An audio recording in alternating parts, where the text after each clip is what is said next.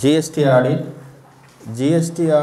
definition 213ல கொடுத்திருக்கு actually இப்ப GST audit நமக்கு பேசினாவே audited by chartered accountant அப்படிங்கறத ஞாபகம் வருது audit வந்து chartered 213 மட்டும் இல்ல மூணு ஆடிட்ங்கிறது வந்து 3 வெரைட்டிஸ் இருக்கு அதுல வந்து ஒரு வெரைட்டி வந்து chartered accountant பண்றது actually ஆடிட் நடத்தா ஆடிட் பை டாக்ஸ் அத்தாரிட்டி ஆனா இது வந்து இல்ல இது மட்டும் இன்னும் 17 18 18 19 இன்னும் முடியாதனால so audit by tax authority voice okay mike இருந்தா கொஞ்சம் டிஸ்டர்பன்ஸா இருக்கு so audit by tax authority so audit எடுக்கும்போது நம்ம நார்மலா மூணு ஆடிட் வருது एक्चुअली நம்ம மனசுக்கு வர்றது வந்து இந்த 99C மட்டும் தான் வருது एक्चुअली 99C நம்ம ஃபைல் பண்றதனால GST ஆடிட்னாவே நம்ம மைண்ட் செட் வந்து ஆடிட்டட் பை சார்ட்டர்ட் அக்கவுண்டன்ட் அந்த 99C தான் வருது பட் மூணு ஆடிட் இருக்கு एक्चुअली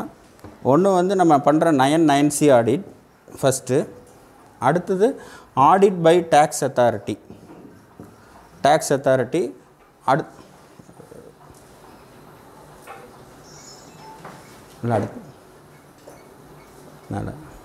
ஸ்பெஷல் ஆடிட்னு சொல்லுவாங்க एक्चुअली இப்போ இன்னைக்கு at this point of timeல இதுதான் ஒன்னு கம்ப்ளீட் ஆயிருக்கு 99C சோ நம்ம ஆடிட் பை டாக்ஸ் அத்தாரிட்டியும் தெரிஞ்சுக்கணும் ஸ்பெஷல் ஆடிட் of course இல்லனால ஓரளவுக்கு நம்ம அத பத்தியும் தெரிஞ்சுக்கணும் ஃபர்ஸ்ட் வந்து audit by tax authority previous ஸ்லைடுமா audit by tax authority audit by tax அத்தாரிட்டியை ரெண்டு விதமா பிரிக்கலாம்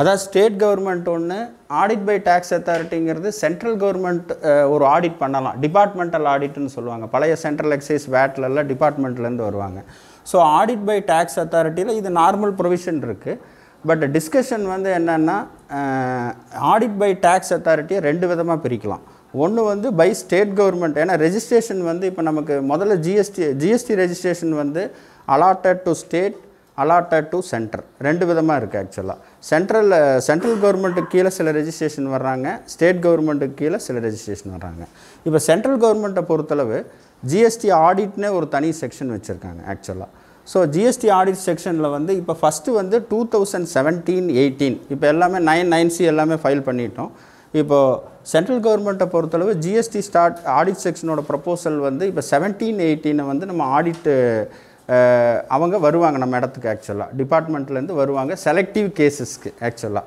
ஆனா இது எப்ப வருவாங்கன்னா நம்ம 17 18 99C ஃபைல் பண்ணதுக்கு அப்புறம் தான் வருவாங்க ஏனா ஆடிட் வந்ததுக்கு அப்புறம் நம்ம என்ன சொல்வோம் ஏதாவது மிஸ்டேக் இருந்ததுனா 99Cல நாங்க ரெக்டிஃபை பண்ணிக்கிறோம் அதனால பெனால்டி போட வேண்டாம் அப்படினு சொல்லுவாங்க சோ இப்போ 17 18 சென்ட்ரல் கவர்மெண்ட்ட பொறுத்தளவு GST ஆடிட் செக்ஷன் தனியா இருக்கு அட்மினிஸ்ட்ரேஷன் ரீதியா அவங்க 17 18 இப்போ 99C ஃபைல் பண்ண கேஸ் எல்லாம் ஆல்ரெடி ஆடிட் போக ஆரம்பிச்சிட்டாங்க एक्चुअली அந்த பிளேஸ்க்கே போய் ஆடிட் பண்ணுவாங்க சில இன்ஃபர்மேஷன் நம்ம கொடுக்க வேண்டியது இருக்கும் एक्चुअली சோ 17 18 9 months வந்து 9 months வந்து ஆடிட் பண்ணுவாங்க இதுல ஆடிட்ல ஒன்னு என்னன்னா एक्चुअली ஆடிட் ஃபங்க்ஷன் எப்படினா டிபார்ட்மெண்டல் ஆடிட் ஃபங்க்ஷன் அவங்க வருவாங்க நம்ம இடத்துல ஒரு ப்ரியர் இன்டிமேஷன் கொடுத்துட்டு வந்து ஒரு 2-3 நாளுக்கு வந்து நம்ம இதுல ஆடிட் பண்ணுவாங்க एक्चुअली நம்ம இடத்துக்கே வந்து ஆடிட் பண்ணோம் சோ அப்ப ஆடிட் ஃபைண்டிங்ல அப்ப 17 18 வந்து நான் ஒரு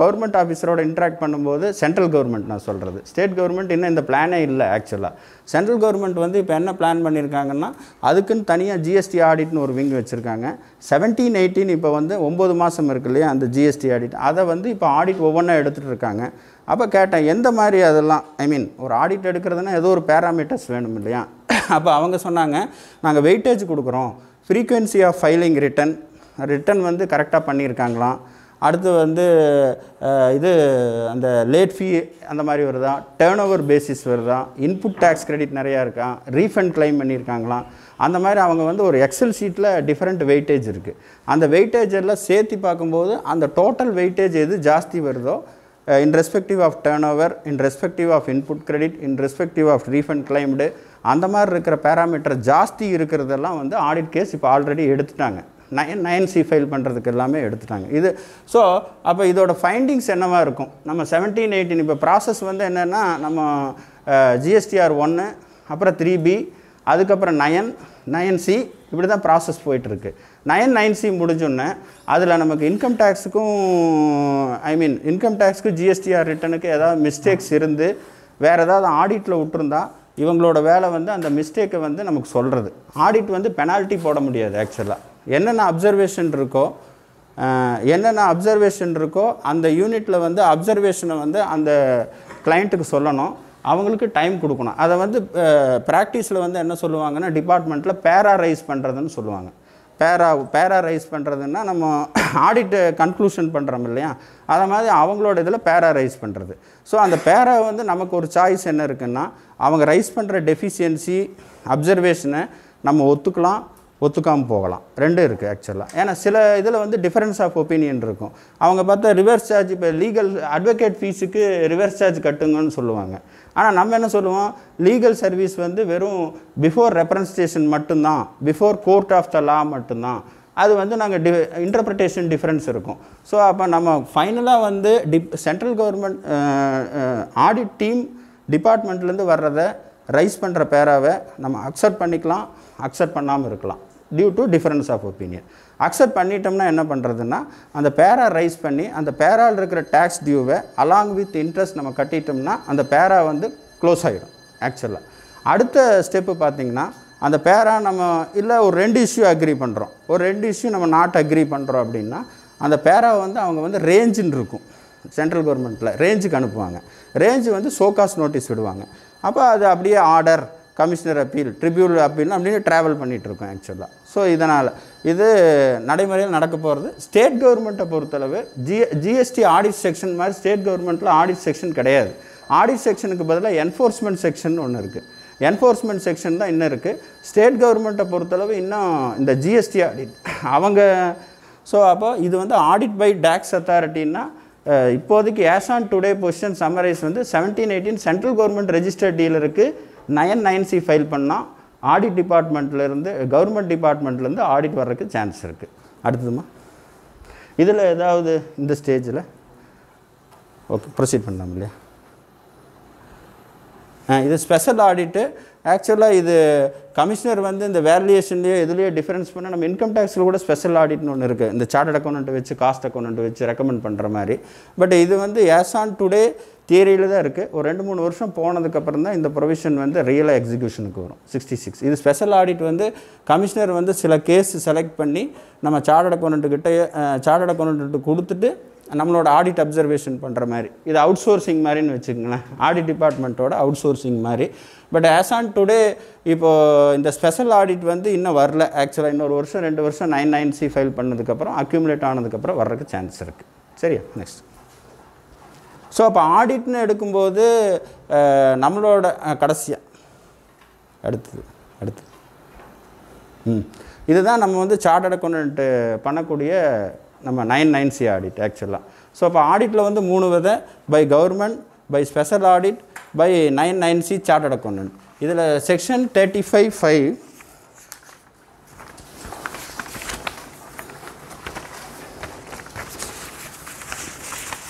இதில் 35(5) என்ன சொல்லுதுன்னா, every registered person whose turnover during the financial year exceeds the prescribed limit shall get his accounts audited by a chartered accountant or cost accountant, shall submit a copy of audited annual account and reconciliation statement under section 44(2) and such other document in such form and manner as may be prescribed. Rule 80. So இந்த டெஃபினிஷனில் financial year இதில் first point வந்து whose turnover during a financial year exceed the prescribed limit. exceed the prescribed limit first limit. So exceed the prescribed limitனா என்னன்னா கீழே 80 rule போமா, கீழே 80 rule 80 கீழே. இதில் பார்த்தா ரூலில் அந்த லிமிட் சொல்லியிருக்கு. ஆக்டில் வந்து ப்ரிஸ்கிரைப் லிமிட்னு சொல்லியிருக்கு. அது ப்ரிஸ்கிரைப் பண்ண இடம் வந்து ரூல் 80 CGST. இதில் வந்து every registered person whose aggregate turnover during the financial year exceed 2 crore rupees. 2 crore rupees இருந்தால் இல்லை, ஆக்சுவலாக 2 கோடிக்கு மேலே இருந்தால் shall get his accounts audited specified under section, furnish the copy of audited statement, duly certify 9C. So அப்போ first வந்து நமக்கு turn over தான் முக்கியம், டேர்ன் ஓவர் கிரிட்டீரியா முக்கியம். இப்போ 44AB நம்ம இன்கம் டேக்ஸில் வந்து 2 crore மேலே போனால் பண்ணணும் அப்படிங்கிற மாதிரி ஜிஎஸ்டி ஆடிட்டில் ஆடிட் 9 வந்து எல்லாத்துக்குமே ஃபைல் பண்ணோம். 2 விஷயம், ஆனுவல் ரிட்டர்ன் 9C அப்படின்னு சொல்லுவோம். ஆனுவல் ரிட்டனை பொறுத்தளவு டேர்ன் ஓவர் லிமிட்டே கிடையாது. ₹1 நம்ம ஜிஎஸ்டி 3B GSTR 1 பண்ணியிருந்தா கூட நம்ம வந்து ஆனுவல் ரிட்டர்ன் வந்து நம்ம ஃபைல் பண்ணி தான் ஆகணும். அதில் டேர்ன் ஓவர் லிமிட்டெல்லாம் இல்லை. GSTR 1 3B ஃபைல் பண்ணாவே டிஃபால்ட்டாக ஆனுவல் ரிட்டர்ன் நம்ம ஃபைல் பண்ணி தான் ஆகணும். அதில் டேர்ன் ஓவர் லிமிட் பார்க்க வேண்டியதில்லை. 9 இன்ஃபேக்ட் கிளைண்ட் சப்மிட் பண்ணுறாங்க. ரெண்டாவது வந்து 9Cன்னு சொல்லுவோம், ரெக்கன்சிலேஷன் ஸ்டேட்மெண்ட் ஆடிட்னு சொல்லுவோம். அப்போ அந்த ஆடிட் லிமிட் பார்க்குறப்போ நம்ம வந்து ஒரு கம்பெனிக்கு வந்து ஜிஎஸ்டி ஆடிட் அட்ராக்ட் ஆகுதா அட்ராக்ட் ஆகலையான்னு பார்க்குறக்கு டேர்ன் ஓவர் தான் ஃபஸ்ட்டு க்ரிட்டீரியா. டேர்ன் ஓவர் வந்து 2 கோடிக்கு மேலே போனால் ஆடிட் வரும் 9C. அப்போ இந்த 2 கோடிங்கிறது தான் இங்கே வந்து ஒரு டிசைடிங் ஃபேக்டராக இருக்குது, 2 crore டேர்ன் ஓவர் அப்படின்னு சொல்லிட்டு. அப்போ இந்த 2 கோடி டேர்ன் ஓவருங்கிறத என்ன இதில் என்ன ஒரு இதுன்னா, இதில் பார்த்தீங்கன்னா ரூலில் பார்த்தீங்கன்னா அக்ரகேட் டேர்ன் ஓவர்னு இருக்கும். 80 sub rule 3ல் a registered person whose aggregate turnover during the financial year exceed 2 crore இருக்கும். ஆனால் மேலே செக்ஷன்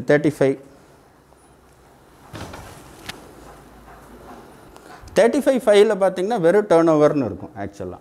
ஸோ இப்போ நமக்கு என்ன கன்ஃபியூஷன் வருதுன்னா, section defines turn over, rule define aggregate turn over. இப்போ எதை எடுத்துக்கிறது அப்படின்ட்டு. ஆனால் நம்ம CGST ஆக்டில் பார்த்தா டேர்ன் ஓவருக்கு டெஃபினிஷன் இல்லை, அக்ரகேட் டேர்ன் ஓவருக்கு தான் டெஃபினிஷன் இருக்குது. கீழே வாமா 2/6ல் aggregate turnover means aggregate value of all taxable supply, exempt supply, export service both. இங்கே வந்து person having same PAN number. ஒரு PAN நம்பரில் சப்போஸ் இப்போ ஒரு யூனிட்டுக்கு வந்து தமிழ்நாடு கேரளாவில் யூனிட் இருந்தால் கூட தமிழ்நாட்டில் ஒரு 1.5 கோடி டேர்ன் ஓவர் இருக்குது, கேரளாவில் ஒரு 75 lakhs இருக்குது அப்படின்னு சொன்னால் ரெஸ்பெக்டிவ் ஸ்டேட்டில் தனித்தனியாக பார்க்கும்போது பிலோ 2 crore தான் இருக்குது. ஆனால் அந்த ஓவரால் பேன் நம்பர் நம்ம பார்க்கும்போது தமிழ்நாடு யூனிட்டுக்கு 1.5 crore, கேரளா யூனிட்டுக்கு ஒரு 75 lakhs இருக்கனால 2 கன்சால்டேட் டேர்ன் ஓவர் வந்து 2.25 வருது. அப்போது ஆடிட் பண்ணி தான் ஆகணும். ஏன்னு கேட்டால் அக்ரகேட் டேர்ன் ஓவர் டெஃபினிஷனில் இந்த ஒரு வார்த்தை இருக்குது. அப்போது நம்ம அந்த அக்ரகேட் டேர்ன் ஓவர் 2 crore மேலே போயிருக்கா அப்படின்னு சொன்னால் அந்த இண்டிவிஜுவல் ஜிஎஸ்டி ரெஜிஸ்ட்ரேஷன் நம்பரில் நம்ம பார்க்க வேண்டியதில்லை. அந்த பேன் நம்பரில் என்ன டேர்ன் ஓவர் ஆகிருக்கு இர்ரெஸ்பெக்டிவ் ஆஃப் த இது தமிழ்நாடு கேரளா எல்லாம் இருக்கலாம். ஸோ அந்த பர்டிகுலர் ஸ்டேட்டில் ரெஜிஸ்ட்ரேஷன் வந்து பர்டிகுலர் ஸ்டேட்டில் ரெஜிஸ்ட்ரேஷன் பிலோ 2 crore இருக்கலாம், பட் அந்த பேன் நம்பரில் அபவ் 2 crore இருக்கலாம். அப்போ எல்லாமே ஆடிட் பண்ணி ஆகணும். ஸோ இது ஒரு டேர்ன் ஓவர் ஒரு டெஃபினிஷன். அடுத்து அந்த 35(5) ஸோ இதில் ஃபஸ்ட்டு டேர்ன் ஓவர் நம்ம பார்த்துட்டோம். Fiscal limit audited by chartered accountant or cost accountant. இதை ஆடிட் பண்ணுறதுக்கு சார்ட்டர்ட் அக்கௌண்டன்ட் காஸ்ட் அக்கௌண்டன்ட் மட்டும்தான், கம்பெனி செக்ரட்டரி இல்லை. Cost accountant and chartered accountant in practice. ஆக்சுவலாக சார்ட்டர்ட் அக்கௌண்டன்ட் டெஃபினிஷன் தனியாக இருக்குது, பார்ட் டைம் ப்ராக்டிஸ் பண்ண முடியாது. Chartered accountant in whole time practice, cost accountant in whole time practice தான் இந்த GST ஆடிட்டை நம்ம பண்ண முடியும், சைன் பண்ண முடியும். யார் வேணால் பண்ணலாம், பட் சைன் பண்ணுறது shall submit a copy of the audited annual accounts. So audited annual accounts நம்ம பேலன்ஸ் ஷீட் P&L ஆல்மோஸ்ட் நம்ம பண்ணுற பீரியடில் இன்கம் டேக்ஸ் எல்லாமே நம்ம ஃபைனலைஸ் பண்ணியிருப்போம். இது அண்ட் ரெக்கன்சிலேஷன் ஸ்டேட்மெண்ட் அதாவது ஃபினான்ஷியல் ஸ்டேட்மெண்ட்டில் என்ன டேர்ன் ஓவர் இருக்குது, ஜிஎஸ்டி ரிட்டர்னில் என்ன டேர்ன் ஓவர் இருக்குது, என்ன டிஃப்ரென்ஸ் இருக்குதுன்னு பண்ணணும். இப்போ 17-18க்கு 18-19க்கு என்ன பிரச்சனைனா, 2017-18ல் 12 மாதத்தில் 3 மாதம் வேட் சர்வீஸ் டேக்ஸ் இருந்தது, மீதி 9 months வந்து நமக்கு இது ஜிஎஸ்டி வந்தது ஆக்சுவலாக. அப்போது 17-18 இன்கம் டேக்ஸ் ரிப்போர்ட் பண்ணுறப்போ நம்ம அந்த 3 மாதத்தை எடுத்துகிட்டு அந்த 9 மாதத்தை வச்சு ரெக்கன்சல் பண்ணோம். ஆனால் இப்போ நமக்கு அதில் ஒரு பெரிய அட்வான்டேஜ் 18-19ல் என்னென்னா, அந்த 3 மாதம் cut off 9 months cut off இல்லை, 12 months டோட்டலாக டேர்ன் ஓவர் இன்கம் டேக்ஸில் என்ன ரிப்போர்ட் பண்ணியிருக்கோம், என்ன GSTR 3Bயில் நம்ம ரிப்போர்ட் பண்ணியிருக்கோம், என்ன டிஃப்ரென்ஸ் இருக்குது, அந்த டிஃப்ரென்ஸ் வந்து எக்ஸம்ப்டட் டேர்ன் ஓவராக, டேக்ஸ் கட்ட வேண்டாமா இல்லை டேக்ஸ் கட்டணுமாங்கிறது கொஞ்சம் ஒர்க்கிங் ஈஸியாக இருக்கும். பழசில் நம்ம என்ன ஸ்ட்ரகிள் பண்ணோன்னா, வேட்டில் ஏதோ ஒன்று ரிப்போர்ட் பண்ணியிருப்பாங்க, அந்த 3 மாதம் 9 months கட் ஆஃப் வந்து ரொம்ப இதில் ஸ்ட்ரகிள் பண்ணோம். வேட் ஆடிட் ரிப்போர்ட்டில் இருக்கா, சர்வீஸ் டேக்ஸில் ரிப்போர்ட் பண்ணியிருக்காங்களா அப்படிங்கிறது. 17-19 ஒப்பிடுறப்ப 17-18 அந்த ஆஸ்பெக்டோட பிரச்சனை இதில் கம்மியாகுது. ஸோ டோட்டலாக இன்கம் டேக்ஸில் என்ன ரிப்போர்ட் பண்ணியிருக்கோம், நம்ம GSTR 3Bயில் என்ன ரிப்போர்ட் பண்ணியிருக்கோம், டிஃப்ரென்ஸ் இருக்கா இல்லையா, டிஃப்ரென்ஸ் இருக்கலாம், இருந்தால் டேக்ஸ் கட்டணுமா கட்ட வேண்டாமா, எக்ஸம்ப்டட் டேர்ன் ஓவராக இருக்கலாம், சில இடத்துல இன்ட்ரெஸ்ட் இருக்கும். இன்ட்ரெஸ்ட் வந்து நம்ம அதர் இன்கத்தில் தான் குரூப் பண்ணுவோம். அதர் இன்கத்தில் குரூப் பண்ணுறது interest is GST supply but exempted supply. So அந்த மாதிரி ரெக்கன்சிலேஷன் வந்து 17-18 கம்பேர் பண்ணுறப்போ 18-19 வந்து அந்த 3 மாதம் 9 months பிரச்சனை இல்லை. இது ஒரு ஆஸ்பெக்ட். ரெண்டாவது வந்து டேர்ன் ஓவரில் வந்து என்ன பண்ணுவோன்னா நார்மலாக இன்கம் டேக்ஸில் டேர்ன் ஓவர் வந்து இன்கம் டேக்ஸில் வந்து நம்ம டேர்ன் ஓவர் ஆன் சேல்ஸ் மட்டும் எடுத்துக்குவோம். சேல்ஸு என்ன சொல்கிறது சேல்ஸு அதர் இன்கம் மட்டும் எடுத்துக்குவோம். பட் ஜிஎஸ்டி டேர்ன் ஓவர் அந்த 2 crore டிசைட் பண்ணுறதுக்கு நம்ம வந்து ஃபிக்ஸ்டு அசட் சேல் இருந்தாலும் டிசைட் எடுக்கணும். Profit on sale of fixed அசட்ஸோ ஒரு காரோ இல்லை ஒரு வேறு ஏதாவது ஃபிக்ஸ்டு அசட்ஸோ எடுத்திருந்தோம்னா அந்த இன்கம் டேக்ஸ் டேர்ன் ஓவரோட அப்போது நம்ம பார்க்க ஃபஸ்ட்டு வந்து அந்த 2 crore லிமிட் டிசைட் பண்ணுறதுக்கு நம்ம profit and loss account balance sheet மட்டும் பார்த்தா பத்தாது, அதோட டெப்ரிசியேஷன் ஸ்டேட்மெண்ட்டும் பார்த்து அதில் ஏதாவது சேல் இருக்கான்னு பார்க்கணும். ஸோ அந்த சேல் டேர்ன் ஓவர் ப்ளஸ் டெப்ரிசியேஷனில் இருக்கிற அந்த ஃபிக்ஸ்டு அசட்ஸ் டேர்ன் ஓவர் ரெண்டோட கம்பைன்ட் எஃபெக்ட் 2 crore மேலே வந்ததுன்னா நம்ம ஆடிட் பண்ணி ஆகணும். Even though sales turn over is below 2 crore. Suppose உதாரணத்துக்கு சேல்ஸ் டேர்ன் ஓவர் வந்து 1.75 lakhs இருக்குது, ஃபிக்ஸ்டு அசட் சேல்ஸ் வந்து 30 lakhs இருக்குதுன்னு வச்சுக்கோங்க. நம்ம P&L பார்த்தோன்னே நம்ம என்ன பண்ணுவோம் 1.75 lakhs தான் இருக்குது, அதனால் இது பிலோ 2 crore இருக்குது, இது ஆடிட் வராதுன்னு நினைப்போம். But that opinion is wrong. 1.75 நம்ம இன்கம் அக்கௌண்டிங் பிரின்சிபல் பிரகாரம் ரெவென்யூ ரெகனைஸுக்கு உண்டான டேர்ன் ஓவர் ப்ளஸ் டெப்ரிசியேஷன் ஸ்டேட்மெண்ட்டில் ஒரு 25 lakh 30 lakhs fixed asset sale இருந்ததுன்னா P&L turnover plus sale of fixed assets ரெண்டும் சேர்த்து அது எக்ஸீட் ட்ரிப் ஆகி 2 crore மேலே போகும்போது ஆடிட் பண்ணணும். அப்போது இன்கம் டேக்ஸோட P&L மட்டும் வச்சுட்டு நம்ம ஜிஎஸ்டி ஆடிட் பண்ணணுமா வேண்டாமான்னு முடிவு பண்ண முடியாது. இன்கம் டேக்ஸோட டேர்ன் ஓவர் எடுத்துக்கணும், ப்ராஃபிட் இது depreciation statement I mean profit on sale of fixed assets சேர்த்து தான் அந்த லிமிட்டை நம்ம டிசைட் பண்ணணும் ஆக்சுவலாக. ஸோ இதில் வந்து எக்ஸம்டட் டேர்ன் ஓவர் அந்த அக்ரிகேட் டேர்ன் ஓவர் எடுமா, இதில் அக்ரிகேட்டட் டேர்ன் ஓவர் எடுக்கும்போது எக்ஸம்டட் சப்ளை அதெல்லாம் எக்ஸ்போர்ட் சப்ளை எல்லாமே ரிமூவ் பண்ணணுமா அப்படியெல்லாம் கிடையாது. எல்லா டேர்ன் ஓவர் எடுத்துக்கணும். Exempted supply, exempted goods, interstate supply எல்லாமே கம்பைன் பண்ணி அதோட லிமிட் வந்து சேம் பர்மனெண்ட் அக்கௌண்ட் மெம்பரில் 2 crore மேலே போச்சுன்னா நம்ம கண்டிப்பாக ஆடிட் பண்ணி ஆகும். திஸ் இஸ் இது இல்லை. அப்போ சார்ட்டட் அக்கௌண்ட் பண்ணணும், ஆடிட்டர் ஸ்டேட்மெண்ட் பண்ணணும், ரெக்கன்சிலேஷன் ஸ்டேட்மெண்ட்டுக்கு அது ஒன்றும் இல்லை. இன்கம் டேக்ஸுக்கும் 3Bக்கும் GSTR 1க்கு பாலம் கட்டுற மாதிரி அது ஏற்கனவே சொன்ன மாதிரி 17-18 கொஞ்சம் கஷ்டமாக இருக்கும். அந்த 3 months 9 months இருக்கனால இப்போ 18-19 பொறுத்தளவு 12 மாதம் அது ஜிஎஸ்டி, இது 12 மாதம். ஸோ டிஃப்ரென்ஸ் இருந்தால் ஒன்றா கட்டணுமா இல்லை எக்ஸம்ஷனா இல்லை கட்டணும்னா கட்டிட்டு அலாங் வித் இன்ட்ரெஸ்ட் கட்டணும். செக்ஷன் 44. ஸோ 44 ஸோ அப்போ ஆனுவல் ரிட்டர்ன் ஃபைல் பண்ணுறோன்னா செக்ஷன் 44 அப்போ ஒரு வருஷத்துக்கு உண்டான ஆனுவல் ரிட்டர்ன் என்ன டியூ டேட்டில் நம்ம பண்ணணும், அதாவது இந்த 9(9)C.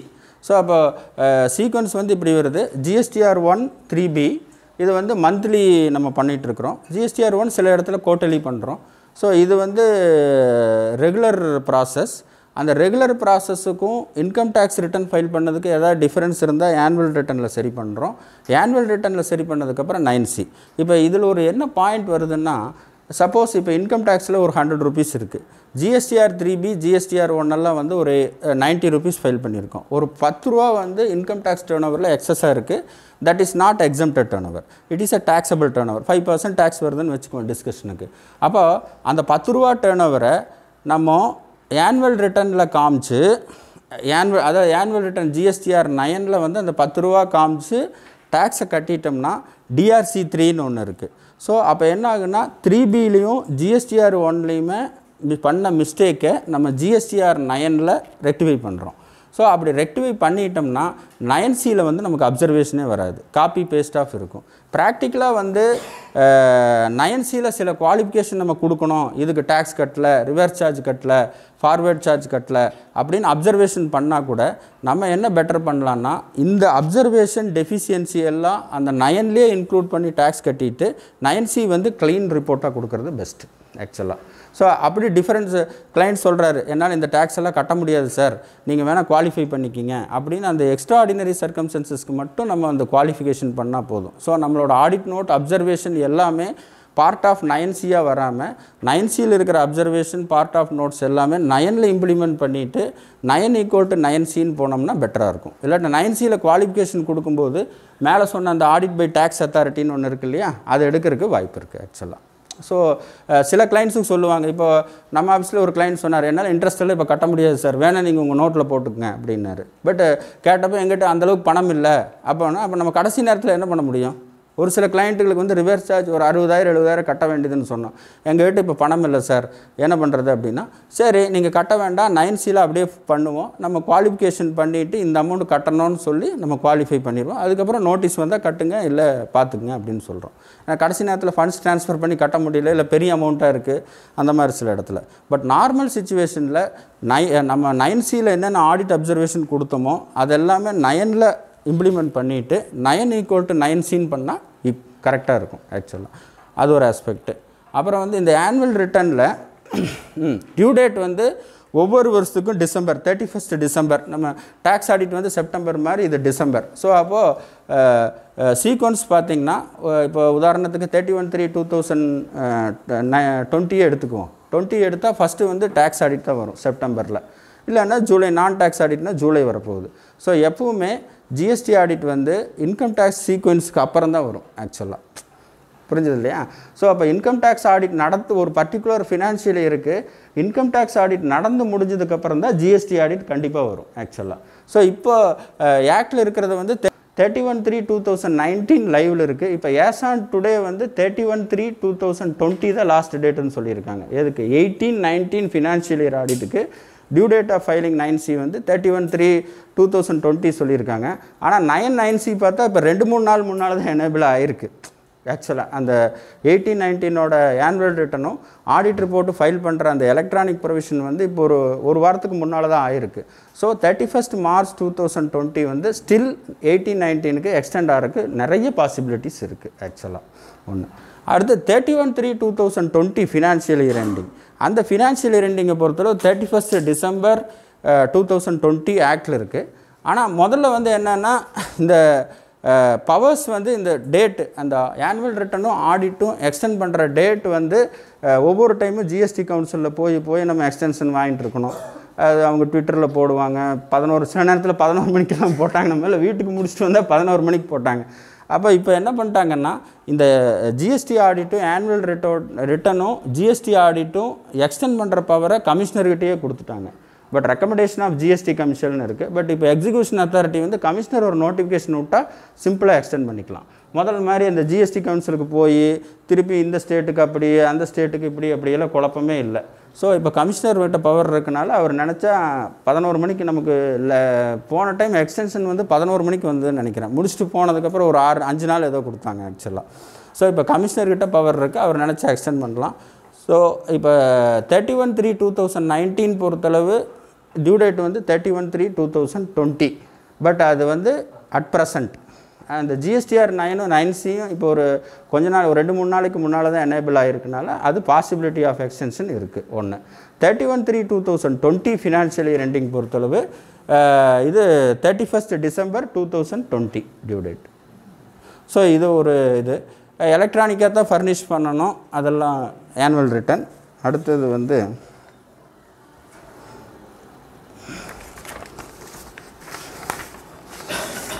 முதல் 35 செக்ஷன் 35. இதில் வந்து ஆக்சுவலாக நம்ம ஜிஎஸ்டி ஆடிட் பண்ணுறதுக்கு முன்னாடி என்னென்ன ரெக்கார்ட்ஸ் என்ன நம்ம மெயின்டைன் பண்ணணும் அப்படிங்கிறது இந்த ஜிஎஸ்டி லாவில் வந்து 35 செக்ஷனில் பார்த்தா இந்த அக்கௌண்ட்ஸ் எல்லாம் மெயின்டைன் பண்ணியிருக்கணும். இந்த அதாவது production and manufacture of goods, inward outward supply, input credit, இதில் எல்லா ரெக்கார்டுமே நம்ம மெயின்டைன் பண்ணலாம். ஒரே பிரச்சனை இந்த ஸ்டாக் ஆஃப் குட்ஸ். ஆக்சுவலாக இதில் எல்லாமே அந்த டேலிலேயோ வேறு ஏதோ சாஃப்ட்வேர்லேயோ எக்ஸ்போர்ட் பண்ணிக்கலாம். ஸ்டாக் ஆஃப் குட்ஸ் மட்டும் ஒரு சிங்கிள் கமாடிட்டி, இப்போ ஒரு டீ கமாடிட்டி இருக்குன்னா அந்த டீ கமாடிட்டிக்கு நம்மளால் ஈஸியாக மெயின்டைன் பண்ண முடியும். ஒரு ஹார்ட்வேர் கடை எடுக்கும்போது மல்டிபிள் ஐட்டம்ஸ் இருக்கும், மல்டிபிள் ஹெச்எஸ்என் கோடுன்னு இருக்கும். ஏன்னா மேனுஃபேக்சரிங் போகிறப்போ ரா மெட்டீரியல் இன்புட் இருக்கும், ரா மெட்டீரியல் அப்படியே ட்ரேட் பண்ணுவோம், ரா மெட்டீரியல் மேனுஃபேக்சரில் இன்ஸ்டால் பண்ணுவோம். ரொம்ப ஸ்டாக் ரெக்கார்டை பொறுத்தளவு நம்ம வந்து இப்போ மேனுவலாக மெயின்டைன் பண்ணுறதே முடியாது. வேறு ஏதாவது சாஃப்ட்வேர்லாம் முதல்ல வந்து வேட் ஆக்டில் இந்த மாதிரி ஒரு பிரச்சனை இருந்தது. இதோட ஒரு ட்ரெடிஷன் பார்க்கும்போது நம்ம வேட் ஆக்டில் என்னென்னா ஸ்டாக் ரெக்கார்ட்ஸ் மெயின்டைன் பண்ணோன்னு, மேனுஃபேக்சரர் மெயின்டைன் பண்ணோன்ட்டு. வேட்டில் வந்து ட்ரேடர் கம்பல்சரி கிடையாது, மேனுஃபேக்சர் கம்பல்சரியாக மெயின்டைன் பண்ணணும் அப்படின்னு சொல்லிட்டு அந்த சென்ட்ரல் எக்ஸைஸ் ரூல்லேருந்து அது அந்த RG1 ஃபார்ம் 4 அதெல்லாம் சொல்லிட்டு இருப்பான். அதுலேருந்து இருந்தது. சென்ட்ரல் எக்ஸைஸ் ரூல்ஸில் இருந்தது மேனுஃபேக்சர் வந்து பண்ணணும், இந்த ஃபார்மெட்டில் பண்ணணும்னு சொன்னாங்க. பின்னால் வந்து என்னாச்சுன்னா இந்த டீட்டெயில்ஸ் இருந்தால் போதும் அப்படின்னு சொல்லி பண்ணாங்க. இந்த மெயின்டெனன்ஸ் ரெக்கார்டில் ஸ்டாக் ஆஃப் கூட்ஸுங்கிறது ஒரு மல்டிபிள் ப்ராடக்ட் இருக்கிறப்ப ரொம்ப ஒரு பெக்குலியர். இதுக்கு வந்து நம்ம ஆர்டிஃபிஷியல் இன்டெலிஜென்ஸ் தான் எடுத்துக்கிற மாதிரி இருக்குது ஆக்சுவலாக. இல்லை டேலி வந்து அந்த ஆர்டிஃபிஷியல் இன்டெலிஜென்ஸோட சிங்க்ரனைஸ் ஆகிற மாதிரி. ஸோ இந்த ரெக்கார்ட்ஸில் இது ஒரு காம்ப்ளிகேஷன். இதெல்லாம் ரூல் என்னென்ன ரெக்கார்டு வேணும்ன்ட்டு. அடுத்தது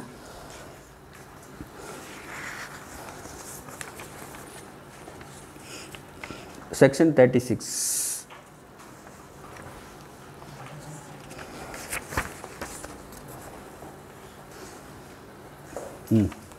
section 36 period of returns. So income டேக்ஸில் ஒவ்வொரு ஆக்ட்லேயும் வந்து எத்தனை வருஷம் புக்ஸு நம்ம பாதுகாப்பாக ப்ரிசர்வ் பண்ணி வச்சுருக்கணுங்கிற மாதிரி இருக்குது. அதே மாதிரி இதுலேயும் செக்ஷன் 36ல் maintain the books shall retain until the expiry of 72 months from the due date of furnishing annual return for the year. So அப்போ உதாரணத்துக்கு 31st March 2018 நம்ம பேசினோம்னா normal due date, extended due date ஆகி நிறையாச்சு. But normal due date 31/3/2018 பொறுத்தளவு normal due date is 31/12/2018, December 2018. அப்போ அதுலேருந்து நம்ம கனெக்ட் பண்ணோம்னா 31/3/2025 மட்டும் மெயின்டைன் பண்ணோம் 18ஓடது. இப்போ முடிஞ்ச 31/3/2018ஓட ரெக்கார்ட்ஸ் வந்து 31/3/2000 நார்மலாக அந்த 72 monthsங்கிறது 31/12/2024ஓட முடியுது. 6 வருஷம் 72 மாதம். பட் அந்த ஃபினான்ஷியல் இயரை ஒட்டி நம்ம எடுத்தோம்னா 31/3/2025 மட்டும் அந்த ரெக்கார்டு இருக்கணும் ஆக்சுவலாக. ஸோ அப்போ ஆனால் இதில் ஒரு பிரச்சனை என்னென்னா, இதில் டியூ டேட்டுங்கிறது வந்து normal due date December, extended due date இப்போ ஒரு மாதம் முன்னால் தான் முடிஞ்சுது. இப்போ 31st January 2020 நினைக்கிறேன். அதில் ஒரு 12-13 மாதம் எக்ஸஸாக வருது. ஸோ இன்னும் இதில் கிளாரிட்டி இல்லை. So normal due date 31st Decemberலேருந்து 72 மாதமா, இல்லை இப்போ எக்ஸ்டெண்ட் ஒரு வருஷம் 1 மாதம் எக்ஸ்டெண்ட் பண்ணியிருக்காங்க. அதிலிருந்து போது இன்னொரு 1 வருஷம் ட்ராவல் ஜாஸ்தி ஆகிறதா இருக்கும். இது வந்து period of retention of accounts. GSTR 9 இதுதான் ஆனுவல் ரிட்டர்ன் ஃபார்மேட்டு. இதில் அப்படியே ஒவ்வொரு ஸ்டெப்பாக பார்ப்போம்.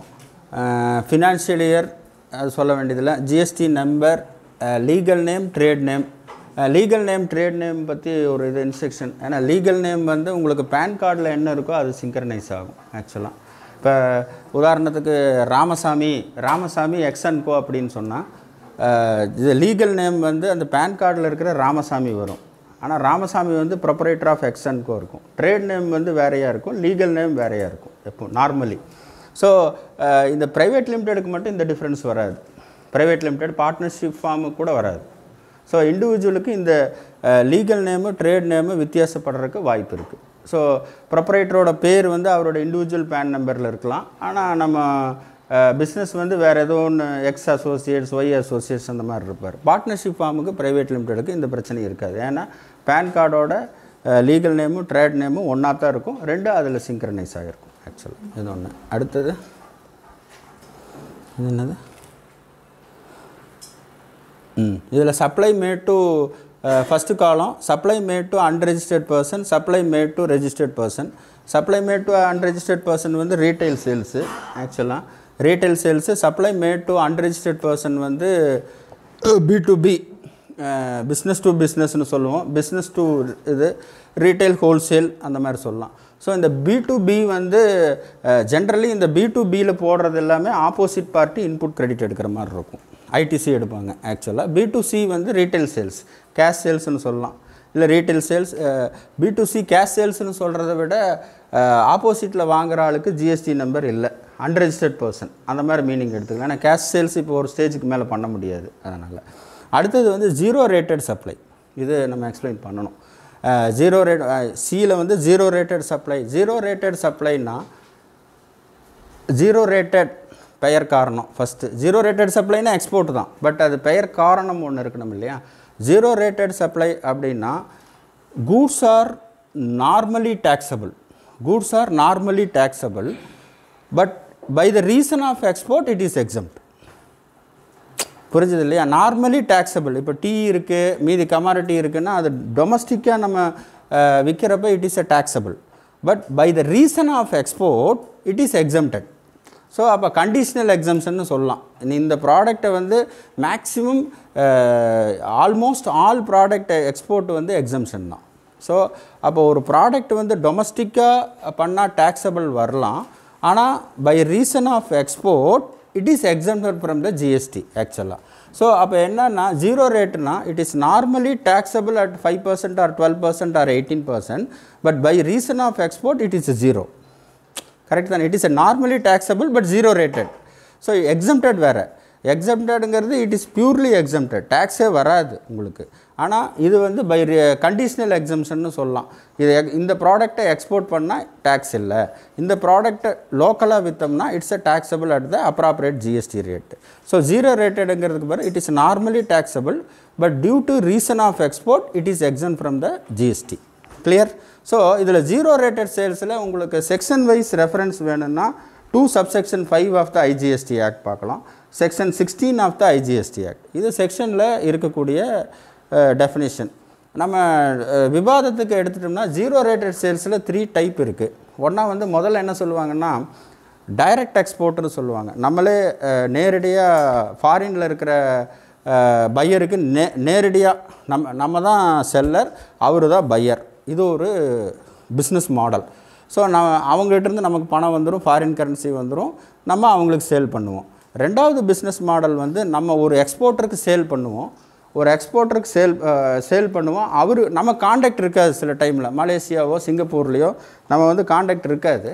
அப்போ காண்டாக்ட் இல்லாதப்போ நம்ம என்ன பண்ணுவோம்னா நம்ம ஒரு எக்ஸ்போர்ட்டருக்கு எக்ஸ்போர்ட் பண்ணுவோம், அவர் திருப்பி ஃபாரின் கண்ட்ரிக்கு எக்ஸ்போர்ட் பண்ணுவார். இது ஒரு செகண்ட் பிஸ்னஸ் மாடல். மூணாவது வந்து டீம்டு எக்ஸ்போர்ட்னு சொல்லி இருக்குது. ஆக்சுவலாக டீம்டு எக்ஸ்போர்ட் 147 செக்ஷன். ஸோ இப்போ ஃபஸ்ட்டு எடுத்தால் first business model direct export. அதாவது நம்ம இங்கே இந்தியாவில் இருக்கிறோம், ஜீரோ ரேட்டில், ஃபாரினில் ஒரு பையர் இருக்கார், அவருக்கு ஆர்டர் வருது, நம்ம சேல் பில் போடுறோம், அவர்கிட்டருந்து ஃபாரின் கரன்சி நமக்கு வருது. ஸோ இதில் 2 கண்டிஷன் என்னென்னா export of goods outside India கூட்ஸை பொறுத்தளவு சர்வீஸை பொறுத்தளவு 2 ட்ரீட்மெண்ட் இருக்குது ஜிஎஸ்டி பொறுத்தளவு. So export of goods is separate treatment, export of service is separate treatment. So என்ன செப்பரேட் ட்ரீட்மெண்ட்னா எக்ஸ்போர்ட் ஆஃப் கூட்ஸை பொறுத்தளவு movement of goods is administration by the custom department, air vessel customs document நமக்கு இருக்கும். இந்த goods வந்து வெளிநாட்டுக்கு போயிருக்கு அப்படி மூவ்மெண்ட் ஆஃப் கூட்ஸை பொறுத்தவரை movement of goods outside இந்தியான்னா அதை ப்ரூவ் பண்ணுறதுக்கு நம்ம கஸ்டம்ஸ் டாக்குமெண்ட் இருக்கும், இல்லை ஏராக இருந்தால் ஏர் டாக்குமெண்ட் இருக்கும், குரியராக இருந்தால் குரியர் டாக்குமெண்ட் இருக்கும். இந்த மாதிரி வழியில் தான் என்ன நீர் இந்த சொல்லுவோம் இல்லை நீர் நிலம் இதுதானே போக முடியும். ஸோ அதுக்கு வந்து கூட்ஸுக்கு கண்ட்ரோல் இருக்குது. சர்வீஸை பொறுத்தளவு சர்வீஸுக்கு வந்து கண்ட்ரோலே இல்லை. இங்கே உட்காந்து கம்ப்யூட்டரில் கூட சர்வீஸ் பண்ணலாம். கரெக்ட் தானே? ஸோ அப்போ ஜிஎஸ்டி பார்வையில் கூட்ஸ் எக்ஸ்போர்ட் எப்படி வருது, சர்வீஸ் எக்ஸ்போர்ட் எப்படி வருதுங்கிறத நம்ம பார்க்கணும். செக்ஷனை பார்க்குறத விட நம்ம அது என்னங்கிறத கான்செப்ட் புரிஞ்சுக்கலாம். எக்ஸ்போர்ட் ஆஃப் கூட்ஸை பொறுத்தளவு கூட்ஸ் இந்தியாவிலேருந்து வெளிநாட்டுக்கு போயிருக்கணும். இது வந்து ட்ரேடிங் டிரான்சாக்ஷன் நம்ம சொல்லலாம், ட்ரேடிங் வியாபார அடுத்தது வந்து கரன்சி. ஸோ கூட்ஸை பொறுத்தளவு ஃபாரின் கரன்சியாக வரணுங்கிற அவசியம் இல்லை. ஸோ எக்ஸ்போர்ட் ஆஃப் கூட்ஸை பொறுத்தளவு ஜிஎஸ்டியில் கஸ்டம் பார்ட்னர்லேருந்து போனால் போதும், அதுக்கு திருப்பி ரியலைசேஷன் ஃபாரின் கரன்சியில் தான் வரணுங்கிறது ஜிஎஸ்டி ஆக்ட் சொல்லலை. ஆனால் ஃபெமா ஆக்டில் வந்து அந்த 180 days ஏதோ ஒரு டைம் இருக்குது, அதுக்குள்ளே ஃபாரின் கரன்சி ரியலைசேஷன்னு சொல்லியிருப்பான். ஸோ ஆனால் சர்வீஸை பொறுத்தளவு சர்வீஸும் போயிருக்கணும், ஃபாரின் கரன்சியும் ஃபாரின் கரன்சியாக வந்திருக்கணும். ஐஎன்ஆராக வந்து இப்போ ஒரு நோட்டிஃபிகேஷன் வந்திருக்கு, அதாவது ஆர்பிஐ பர்மிட் பண்ணால் ஐஎன்ஆரில் வாங்கலான்ட்டு. அது எப்படின்னு தெரில. ஆக்சுவலாக ஆர்பிஐ பர்மிட் பண்ண ஆர்பிஐட்டு நம்ம பர்மிஷன் கேட்டு அது ஐஎன்ஆராக வந்ததுன்னா it's a deemed to be foreign currency received in the case of service, but இந்த கேஸ் ஆஃப் கூட்ஸ் அது இல்லை. ஸோ ஃபஸ்ட்டு பிஸ்னஸ் மாடலில் டைரக்ட் எக்ஸ்போர்ட்டில் ஜிஎஸ்டி எக்ஸம்ஷன் நம்ம எடுக்கணுன்னா என்ன பண்ணணும், ஃபஸ்ட்டு செக்ஷன் இருக்குது, பட் நம்ம என்ன ப்ராக்டிக்கலாக என்ன பண்ணணும். அப்போ எக்ஸ்போர்ட் டாக்குமெண்ட் இங்கேருந்து அனுப்புகிற இன்வாய்ஸு பேக்கிங் லிஸ்ட்டு இதெல்லாம் இன்டர்னல் எவிடன்ஸ்னு சொல்லலாம். நம்ம க்ரியேட் பண்ணுற எவிடன்ஸு இன்வாய்ஸு பேக்கிங் லிஸ்ட்டு எல்லாமே நம்ம ஆஃபீஸில் அடிக்கிறது. Outside evidence third party evidence அப்படின்னு சொன்னோம்னா customs bill of shipping bill, bill of என்ட்ரினா இம்போர்ட்டுக்கு, ஷிப்பிங் பில்லு, பில் ஆஃப் லேடிங்னு இருக்கும். இதெல்லாம் வந்து movement of goods India to outside இந்தியாவுக்கு ப்ரிப்பேர் பண்ண வேண்டிய டாக்குமெண்ட். ஆப்போசிட்டில் ஃபாரின் கரன்சி ரியலைஸ் ஆச்சுன்னா பிஆர்சி நம்ம பண்ணலாம். ஸோ அப்போ ட்ரேடிங் டிரான்சாக்ஷனும் ஃபினான்ஷியல் டிரான்சாக்ஷனும் ரெண்டுக்கும் தேர்ட் பார்ட்டி எவிடன்ஸ் ப்ளஸ் நம்ம இன்டர்னல் எவிடன்ஸ் ரெண்டு ப்ரூவ் பண்ணால் எக்ஸம்டட் வந்து உறுதியாயிரும். ஸோ அப்போ என்னென்னா நம்ம ஜிஎஸ்டி ஆக்டில் ஒன்று டேக்ஸபிள்னு சொல்கிறத கேர் எடுத்துக்கிறத விட ஒன்று எக்ஸம்டட்னு சொல்கிறதுல பேப்பர் ஒர்க்கில் நம்ம ஸ்ட்ராங்காக இருக்கணும் ஆக்சுவலாக. ஏன்னா அந்த உண்மையாக வந்து அது எக்ஸ்போர்ட்டாக இருக்கலாம், பட் நம்ம டாக்குமெண்ட்ரி எவிடன்ஸோ பேப்பரோ சரியாக சப்மிட் பண்ணாத ஒரு காரணத்தினாலேயே அது டேக்ஸபிள் ஆயிடலாம். கரெக்டு தானே? ஸோ அப்போ வந்து ஒரு எக்ஸ்போர்ட்டை பொறுத்தளவு எக்ஸ்போர்ட்டுன்னு அவங்க சொன்னால் கூட இந்த டாக்குமெண்ட்ரி எவிடன்ஸ் வந்து நம்ம ஸ்ட்ராங்காக வச்சுக்கணும். அஃப்கோர்ஸ் இப்போ வந்து ஐஸ்கேட் டிஜிஎஃப்டி வெப்சைட்லலாம் ஆன்லைன் பிஆர்சி எடுக்கலாம், ஷிப்பிங் பில்லெல்லாம் எடுக்கலாம், அந்த மாதிரிலாம் இப்போ ப்ரொவிஷன் வந்துருச்சு. இன்ட்ரடக்ஷன் ஆஃப் ஆர்டிஃபிஷியல் இன்டெலிஜென்ஸ் நம்ம யூசர் ஐடி பாஸ்வேர்டு போட்டு அதுலேருந்து நம்ம டவுன்லோட் பண்ணிக்கலாம். ஸோ இது வந்து டைரக்ட் எக்ஸ்போர்ட்டுங்கிற கான்செப்ட். ரெண்டாவது கான்செப்ட் வந்து நமக்கு ஃபாரினில் கான்டாக்ட் இருக்காது ஆக்சுவலாக. இல்லை நமக்கு அங்கே அவர்கிட்ட நமக்கு பண்ணுறதுக்கு பயம், இங்கேருந்து போனால் அது சரியில்லை இது சரியில்லைன்னு நம்ம போட்டான்னா என்ன பண்ணுறது? ஸோ நமக்கு ஒரு கம்ஃபர்ட்னஸ் இருக்காது. அதனால் நம்ம என்ன சொல்லுவோம், ஏற்கனவே ஒருத்தர் நல்லா எக்ஸ்போர்ட் பண்ணிகிட்டு இருப்பார், நான் அவருக்கு கூட்ஸ் கொடுத்துட்றேன், அவர் அங்கே பண்ணிக்கிட்டு இவர்கிட்டருந்து நான் பணம் வாங்கிக்கிறேன், அவர் என்னமோ ஃபாரினில் பண்ணிக்கிட்டுன்னு சொல்லி இது செகண்ட் பிஸ்னஸ் மாடல். இதை வந்து மர்ச்சன்ட் எக்ஸ்போர்ட்னு சொல்லுவாங்க. மர்ச்சன்ட் எக்ஸ்போர்ட் சொல்கிறப்ப வேட் காலத்தில் வந்து இது ஹெச் ஃபார்ம் சேல்ஸ்னு சொல்லுவாங்க, எக்ஸைஸில் வந்து CT1 சேல்ஸ்னு சொல்லுவாங்க. ஸோ நம்ம டைரெக்டாக எக்ஸ்போர்ட் பண்ணாமல் ஒருத்தருக்கு அனுப்புறது, அவர் திருப்பி ஃபாரின் கண்ட்ரிக்கு எக்ஸ்போர்ட் பண்ணுறது, இது ரெண்டாவது வகையான எக்ஸ்போர்ட் சேல்ஸ். இது வந்து மர்ச்சன்ட் எக்ஸ்போர்ட்னு டெர்மினாலஜி நம்ம ஜிஎஸ்டியில் யூஸ் பண்ணுறோம். இதுக்கு என்ன சார், இதுக்கு 0 ரேட்டா? இல்லை, இதுக்கு வந்து என்னென்னா 0.05% CGST, 0.05% SGST, டோட்டல் வந்து 0.1% டேக்ஸ். ஆனால் மர்ச்சன்ட் எக்ஸ்போர்ட்டரை என்னென்ன சில கண்டிஷன்ஸ் எல்லாம் சாட்டிஸ்ஃபை பண்ணோம். ஃபாரின் பையரோட ஒரு 4-5 கண்டிஷன் இருக்குது. அது பார்க்கும்போது மிடில் இருக்கிறவர் வந்து அந்த மர்ச்சன்ட் எக்ஸ்போர்ட்டுக்கு டேக்ஸை கட்டிட்டு போயிடுவார்னு நினைக்கிறேன். ஏன்னா ஃபாரினில் வாங்குறவருக்கு கிட்டத்தட்ட சோர்ஸ் ஆஃப் சப்ளையே டிஸ்க்ளோஸ் பண்ணுற மாதிரி இருக்குது ஆக்சுவலாக. யார்கிட்டருந்து நம்ம இந்தியாவில் வாங்கணும், அவரோட ஜிஎஸ்டி நம்பர் என்ன, அவரோட பில் ஆஃப் என்ட்ரி நம்பர் என்ன, இதெல்லாம் நம்ம டிஸ்க்ளோஸ் பண்ணுற மாதிரி இருக்கிறதுனால அந்த மிடில் இருக்கிற எக்ஸ்போர்ட்டர் வந்து அவருக்கு கம்ஃபர்ட் இருந்தால் தான் இதை டிஸ்க்ளோஸ் பண்ணுவார். அதர்வைஸ் என்ன பண்ணுவார்னா, நீங்கள் டேக்ஸ் போட்டு கொடுத்துருங்க, நான் ரீஃபண்ட் வாங்கிட்டு போயிடுறேன்னு சொல்லி முடிச்சுடுவார் ஆக்சுவலாக. So merchant export in theory workable, in practical majority time not workable. Deemed export இருக்குது, பட் டீம்டு எக்ஸ்போர்ட் வந்து இந்த ஃபாரின் அடுத்தது கீழே இருக்கிறது. அடுத்து supply to SEZ. SEZ is a part of the zero rated supply, special economic zone. Economic zone இப்போ zero rated supply முடிஞ்சதில்லை. அடுத்து ஸ்பெஷல் எக்கனாமிக் ஜோன்னா ஒன்றும் இல்லை, இந்தியாவில் இருக்கிற ஃபாரின் கண்ட்ரின்னு வச்சுக்குவோம். இப்போ நம்ம கோயம்புத்தூரில் என்ன இருக்குது, அந்த இது இருக்குது கம்ப்யூட்டரு என்ன டெக்கோ பார்க்கா, சரவணம்பட்டி, அந்த மாதிரி இடத்துல ஸ்பெஷல் எக்கனாமிக் ஜோன் இருக்கும். ஸ்பெஷல் எக்கனாமிக் ஜோன்னா ஒன்றுமே இல்லை, அது பெரிய டெஃபினிஷனில் ஒன்றும் மண்டை உடச்சிக்க வேண்டாம், இந்தியாவில் இருக்கிற ஃபாரின் கண்ட்ரி. ஸோ SEZக்கு நீங்கள் என்ன சேல் பண்ணாலும் it's a treated as export, SEZலேருந்து என்ன வாங்கினாலும் it's a treated as import. So இந்தியாவில் இருக்கிற சிங்கப்பூர்னு வச்சுக்குவோம். ஸோ அதுதான் SEZ, சிம்பிள். ஸோ அப்போ இந்தியாவில் இருக்கிற SEZக்கு பண்ணும்போது அதுக்கு பண்ணுற கூட்ஸ் வந்து எக்ஸ்போர்ட்டாக கருதப்படும், அங்கேருந்து வாங்குகிற கூட்ஸ் வந்து இம்போர்ட்டாக கருதப்படும். இதுதான் SEZ.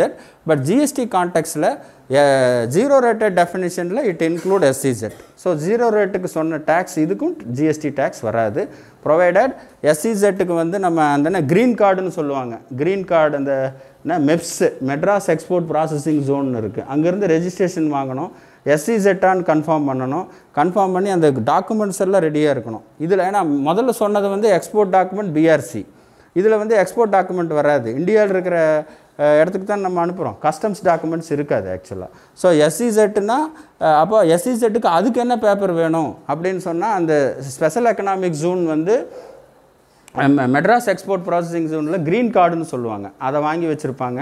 அந்த கார்டு அந்த ரெஜிஸ்ட்ரேஷன் நம்பரெல்லாம் ஒரு காப்பி நம்ம வாங்கிட்டு, காப்பி ஜெராக்ஸ் காப்பி கூட வராது, சர்டிஃபைட் ட்ரூன்னு போடணும், அடுத்த ஆளுது ஜெராக்ஸ் எடுத்து கொடுத்தா நமக்கு தெரியாதில்ல. ஸோ அந்த டாக்குமெண்ட் ப்ராசஸ் கரெக்டாக இருக்கணும். ஜிஎஸ்டியில் வந்து எங்கெங்கெல்லாம் எக்ஸம்ஷன் பண்ணுறோமோ அதில் வந்து ஒன்று வந்து செக்ஷன் ரொம்ப கிளாரிட்டியாக இருக்கணும், இன்னொன்று வந்து அதுக்கு உண்டான டாக்குமெண்ட் ப்ராசஸ் வந்து 100% கரெக்டாக இருக்கணும். இல்லைன்னா ஒரு ஃப்ரம் த ஃபேக்ட் ஆஃப் கேஸ்லேயே ப்ரூவ் பண்ண முடியாதனாலேயே அது வந்து எக்ஸ்போர்ட் சேல்ஸ் இல்லைன்னு முடிவு பண்ணிடுவாங்க ஆக்சுவலாக. ஸோ அந்த மாதிரி நிறைய இது இருக்குது ஆக்சுவலாக.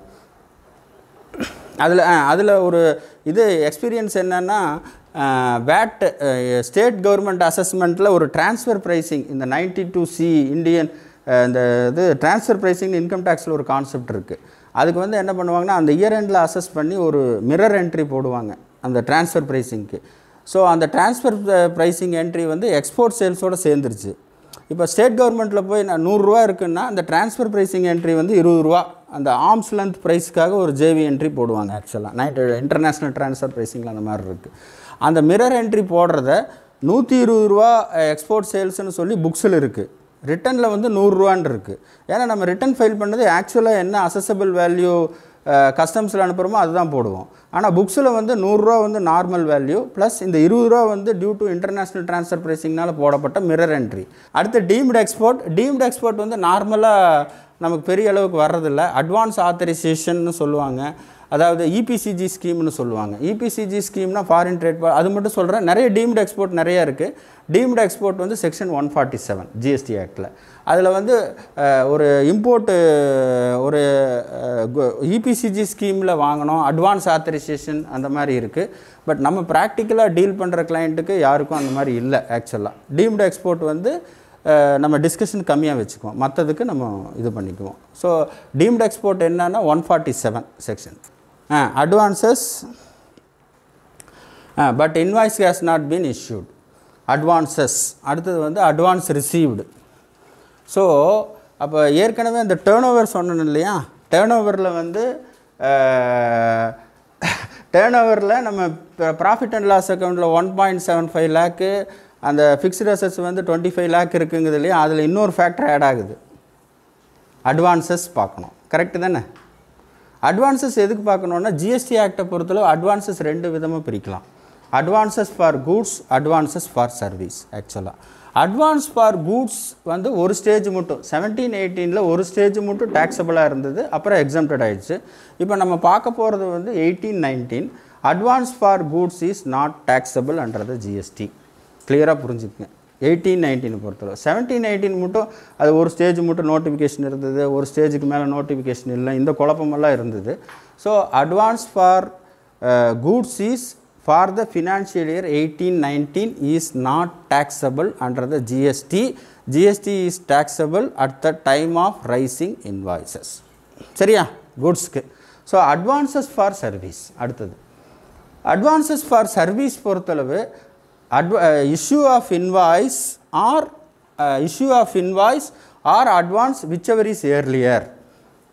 அப்போது ஒரு சர்வீஸ்க்காக அட்வான்ஸ் வாங்கணுமா, பாயிண்ட் ஆஃப் டாக்ஸேஷன் வந்து எப்போ advance or invoice whichever is earlier. So அப்போ அட்வான்ஸ் எது முன்னால் இருக்கோ, வேறு ஏதாவது பேசுமா சரி, கன்ஸ்ட்ரக்ஷனில் அட்வான்ஸ் வரும். So construction is treated as works contract, it is treated as service. ஏன்னா நம்ம ஒரு இடம் புக் பண்ணோன்னா ஃபஸ்ட்டு அட்வான்ஸ் கொடுக்கணும். So in the case of service the point of taxation is raising of service invoice or advance received விச்எவர் is earlier. கூட்ஸை பொறுத்தளவு advance for goods is clearly exempt from GST for the financial year 18-19. 17-18 ஒரு சின்ன குழப்பம் இருந்தது, அதை மறந்துடுவோம். இப்போ 18-19 advance for கூட்ஸுக்கு கிடையாது. Advance for service is treated as GST turnover. It is included in the GST turnover. It is included for deciding 2 crore turnover. So அப்போ income tax ஆக்டில் 1.75 crore இருந்ததுன்னா ஜிஎஸ்டி ஆக்ட் வருமா வராதா? அதான். ஏன்னா எடுத்தோன்னா முதல்ல என்ன பாயிண்ட் இருக்குன்னா இன்கம் டேக்ஸில் below 2 crore naturally GST turnover. But principles of income tax act and principles of GST is completely different. So அங்கே வந்து எதெல்லாம் ரெகக்னிஷன் ஆஃப் இன்கம் இருக்கோ அது வேறு. The income tax P&L and balance sheet based on the taxation direct taxation principle and accounting principle, whereas GST turnover is included in the GST principle. So majority times both are aligned, sometime it may not be aligned. So while deciding the GST turnover நம்ம வந்து income tax டேர்ன் ஓவரோட பிரின்சிபலை GST பிரின்சிபலோட align பண்ணுறதுக்கு சில adjustment பண்ணணும். So example as per P&L account plus sale of fixed assets plus advances received for services. So இந்த மாதிரி சிலதெல்லாம் எடுத்து பண்ணணும். அப்போ இன்கம் டேக்ஸ் ஆக்டில் 2 crore மேலே போனால் ஜிஎஸ்டி ஆடிட் கண்டிப்பாக வரும். ஆனால் இன்கம் டேக்ஸ் ஆக்டில் பிலோ 2 crore இருந்தாலும் ஜிஎஸ்டி ஆடிட் வரும். கரெக்டு தானே logic? So this is a conclusion. So அட்வான்ஸஸை பொறுத்தளவு அதுதான் சொல்லணும். அடுத்தது reverse charge. Paid supply on which tax to be paid on the reverse charge. Reverse chargeங்கிறது ஒரு கான்செப்ட். நார்மலாக இன்டைரக்ட் டாக்ஸேஷன் பையர் செல்லர் இருப்பாங்க. செல்லர் வந்து பையர்கிட்டருந்து இந்த கேஸ் ஆஃப் கூட்ஸ் செல்லர் வந்து பையர்கிட்டருந்து கலெக்ட் பண்ணி கவர்மெண்ட்டுக்கு பே பண்ணணும். திஸ் இஸ் அ ஃபஸ்ட்டு சார்ஜ்னு சொல்லுவோம். நார்மலி இன்டைரக்ட் டேக்ஸ் வந்து நம்ம இன்கம் டேக்ஸ் மாதிரி இல்லை. இன்டைரக்ட் டேக்ஸ் வந்து நம்ம பேர்டன் வந்து நெக்ஸ்ட்டு ஷிஃப்ட் பண்ணி கடைசியாக ஃபைனலாக கஸ்டமர்கிட்ட போய் விழுகும். ஸோ அப்படி பண்ணுறப்போ நார்மலி இந்த கேஸ் ஆஃப் கூட்ஸ் செல்லர் வந்து பையர்கிட்டருந்து கலெக்ட் பண்ணி கவர்மெண்ட்டுக்கு பே பண்ணுற மாதிரி இருக்கும். ஸோ அப்போ பையர் வந்து இன்டர்ன் இன்புட் கிரெடிட் எடுத்துக்கலாம். ஸோ அதே மாதிரி சர்வீசஸ்லேயும் நம்ம சப்போஸ் ஒரு ஆடிட் ஃபீஸ் பண்ணோன்னா ஆடிட் ஃபீஸ் வந்து நம்ம சர்வீஸ் பண்ணோன்னா நம்ம கிளைண்ட்டுக்கிட்டேருந்து கலெக்ட் பண்ணி நம்ம கவர்மெண்ட்டுக்கிட்ட போடுறோம். ப்ராக்டிக்கலாக அது டிஸ்கவுண்ட் ஆகுது, அது வேறு விஷயம். But normally service provider service ரிசீவர்கிட்டருந்து கலெக்ட் பண்ணி கவர்மெண்ட்டுக்கு பே பண்ணணும். இது வந்து அப்போது normally responsibility of the GST வந்து யார் சப்ளை பண்ணுறாங்களோ அவங்க, supply of goods supply of service பண்ணுறவங்கக்கிட்ட ஜிஎஸ்டி லைபிலிட்டி இருக்குது. ஆனால் அந்த பேர்டனை அவங்க வந்து யார் பர்ச்சேஸ் பண்ணுறாங்களோ யார் சர்வீஸ் ரிசீவ் பண்ணுறாங்களோ அவங்க மேலே சிட் பண்ணி கலெக்ட் பண்ணி கட்டுறது தான் வழக்கம். இது வந்து ஃபஸ்ட்டு சார்ஜ்னு சொல்லுவோம். ஸோ அப்போ இதில் என்னென்னா சர்வீஸ் ப்ரொவைடர் சர்வீஸ் கான்டெக்ஸ்டில் பேசணும்னா ஈஸியாக புரியும். சர்வீஸ் ப்ரொவைடர் இருக்காங்க. சப்போஸ் நம்ம ஆடிட் ஃபீஸ் பண்ணுறோன்னா நம்ம சர்வீஸ் ப்ரொவைடர், கிளைண்ட் வந்து சர்வீஸ் ரிசீவர். ஸோ அப்போ நார்மல் ஜிஎஸ்டி ஃபங்க்ஷன் எப்படி ஆகும்னா நம்ம கிளைண்ட்டுக்கிட்டேருந்து ஜிஎஸ்டி கலெக்ட் பண்ணி கவர்மெண்ட்டுக்கு பே பண்ணோம். நார்மலாக service provider collect the GST from service receiver pay to the government. இது வந்து நார்மல் சேனல். ரிவர்ஸ் சார்ஜுங்கிறது இப்போ ஃபஸ்ட்டு சார்ஜ் ரிவர்சல். அதாவது என்னென்னா சர்வீஸ் ப்ரொவைடர் கலெக்ட் பண்ணி பே பண்ணுறதுக்கு பதிலாக சர்வீஸ் ரிசீவர் பே பண்ணுறது ஆக்சுவலாக ரிவர்ஸ் சார்ஜுங்கிறது. ஸோ அப்போ ரிவர்ஸ் சார்ஜ்னால் அப்போ அந்த responsibility to pay the GST shifted from service provider to service receiver. கரெக்டாக? ஸோ சர்வீஸ் ப்ரொவைடர்லேருந்து சர்வீஸ் ரிசீவர் ஆகுது. அப்போ அது எந்த மாதிரி சூழ்நிலை எல்லாத்துலேயும் அந்த மாதிரி ஆகிடுமா அப்படிங்கிறது இப்போது உதாரணத்துக்கு பார்த்தா அப்போது இதை செக்ஷன் வைஸாக நம்ம பேசும்போது ஜிஎஸ்டியில் செக்ஷன் 9(3) அண்ட் செக்ஷன் 9(4) 2 செக்ஷன் வந்து இதை கண்ட்ரோல் பண்ணுது சிஜிஎஸ்டி ஆக்டில். செக்ஷன் 9(3) 9(4) 2 இருக்குது. அதில் வந்து செக்ஷன் 9(4) ஃபஸ்ட்டு எடுத்துக்குவோம். செக்ஷன் 9(4) என்ன சொல்லுதுன்னா ஒரு அன்ரிஜிஸ்டர்ட் டீலர்கிட்டேருந்து நீங்கள் பர்ச்சேஸ் பண்ணிங்கன்னா ஏஸ் அ செல்லர், இப்போ உதாரணத்துக்கு கோல்டு இண்டஸ்ட்ரி எடுத்துக்குவோம். கோல்டு இண்டஸ்ட்ரி எடுக்கும்போது முதல்ல இந்த ரிவர்ஸ் சார்ஜ் கான்செப்ட் புரியிருக்கு. நம்ம எல்லாம் நகை கடைக்கு போவோம், நம்ம பழைய நகையை கொடுத்துட்டு புது நகை எக்ஸ்சேஞ்ச் பண்ணி வாங்குவோம். ஆக்சுவலாக அந்த கேஸில் என்ன ஆகுன்னா நம்மகிட்ட ஆர்சி நம்பர் இருக்காது, வேட் நம்பர் இருக்காது, இப்போ அட் ப்ரெசன்ட் ஜிஎஸ்டி நம்பர் இருக்காது. அப்போ முதல்ல வேட்டில் என்ன ஒரு ஸ்கீம் கொண்டு வந்தாங்கன்னா வேட் ரெஜிமில் ஸோ எத்தனை பேர் ஒரு இந்த பப்ளிக்கை வந்து விற்கிறவனை, அதாவது ஓல்டு ஜுவல்லரி விற்கிறவனை வந்து ஆர்சி நம்பர் எடுத்து அவனை டேக்ஸ் பே பண்ண வெட்டிட்டு அசஸ்மெண்ட் பண்ணுறது ரொம்ப இருக்குங்கிறதுனால அவன் விற்கிறவனை விட்டு போட்டு வாங்குறவன் ஆர்கனைஸ்டு செக்டராக தானே இருப்பான். ஐ மீன் கோல்டு விற்கிற கம்பெனி வந்து ஆர்கனைஸ்டு செக்டராக இருக்கும். அப்போது பழைய நகை வந்து உதாரணத்துக்கு நம்ம விற்றோம்னா செல் பண்ணுறவனை விட்டுட்டு பர்ச்சேஸ் பண்ணுறவனை டேக்ஸ் பண்ணுறது. ஏன்னா செல்லர் வந்து பெரும்பாலும் அன்ஆர்கனைஸ்டு செக்டராக இருப்பாங்க. டேக்ஸ் ரெவென்யூ கலெக்ஷன் வந்து அத்தனை பேர்த்திட்டிருந்து கலெக்ட் பண்ணுறது கஷ்டமாக இருக்கும். அதனால் வந்து பர்ச்சேஸ் பண்ணுறவனோ ரிசீவ் பண்ணுறவனோ ஆர்கனைஸ்டாக இருப்பாங்க, அவங்கள டேக்ஸ் பண்ணி பிடிக்கிறது இருக்கும். 1000 ஆர்சி எடுத்து அதை கலெக்ட் பண்ணுறதை செக் பண்ணுறதை விட ஒரு ரெஜிஸ்டர்ட் டீலரை பிடிச்சா சரியாக போயிடும். இந்த மாதிரி சில அட்மினிஸ்ட்ரேஷன் ரீசன்னால ரிவர்ஸ் சார்ஜ் கொண்டு வரப்படுது. இப்போ செக்ஷன் 9(4) ஃபஸ்ட்டு எடுத்துக்குவோம். செக்ஷன் 9(4) பொறுத்தளவு சர்வீஸ் ப்ரொவைடர் வந்து பெரும்பாலும் அன்ரெஜிஸ்டர்டாக இருப்பார். பெரும்பாலும் இல்லை, அன்ரெஜிஸ்டர்டு தான் 9(4) பொறுத்தளவு. Service provider unregistered, supplier unregistered, receiver வந்து ரெஜிஸ்டர்ட். ஸோ உதாரணத்துக்கு இதில் கூட்ஸ் எடுக்கணுன்னா இந்த கிரவுண்ட் நெட் எல்லாம் இருக்கும், ஃபார்மர்ஸ் எல்லாம் விற்பாங்க. இந்த தேனி அந்த சைடெல்லாம் பார்த்தா அவங்களாம் விவசாயிகள் இருப்பாங்க. ஸோ அவங்க வந்து நார்மலி அக்ரிகல்ச்சரிஸ்ட் எக்ஸம்ப்டடாக இருப்பாங்க. நார்மலி ஜிஎஸ்டி ஆர்சி அவங்க அன்ஆர்கனைஸ்டாக இருக்கனால அவங்கள கேட்ச் பண்ண முடியாது. ஸோ அப்போ 9(4) பொறுத்தளவு and opposite service provider, supplier unregistered, receiver registered. So இந்த மாதிரி கண்டிஷனில் ரிவர்ஸ் சார்ஜ் நமக்கு அப்ளை ஆகும். அவனை பிடிக்கிற 100 பேர்த்த பிடிக்கிறதுக்கு பதிலாக ஒரு ஆளை பிடிச்சா போதும்ன்ட்டு. ஸோ ஆஸ் ஆன் டுடே 9(4)ல் வந்து என்ன சொல்லியிருக்காங்கன்னா 17-18 பல குழப்பங்கள் இருந்தது. 5000க்குள்ளே இருந்தால் வேண்டாம், நிறைய குழப்பங்கள் இருந்தது. பட் 18-19 போட்ட very very clear provision. Section 9(4)ல் என்ன சொல்லுதுன்னா, ப்ரிஸ்கிரைப்டு கூட்ஸ், இந்த கூட்ஸு இந்த சர்வீஸ் ப்ரிஸ்கிரைப் பண்ணி அன்ரிஜிஸ்டர்ட் டீலர்கிட்டேருந்து சர்வீஸ் ரிசீவ் பண்ணோம்னா நம்ம டேக்ஸ் கட்டணும்னு சொல்லி அந்த ப்ரொவிஷன் இருக்குது. ஆஸ் ஆன் டுடே ஒரு நோட்டிஃபிகேஷனும் வரல.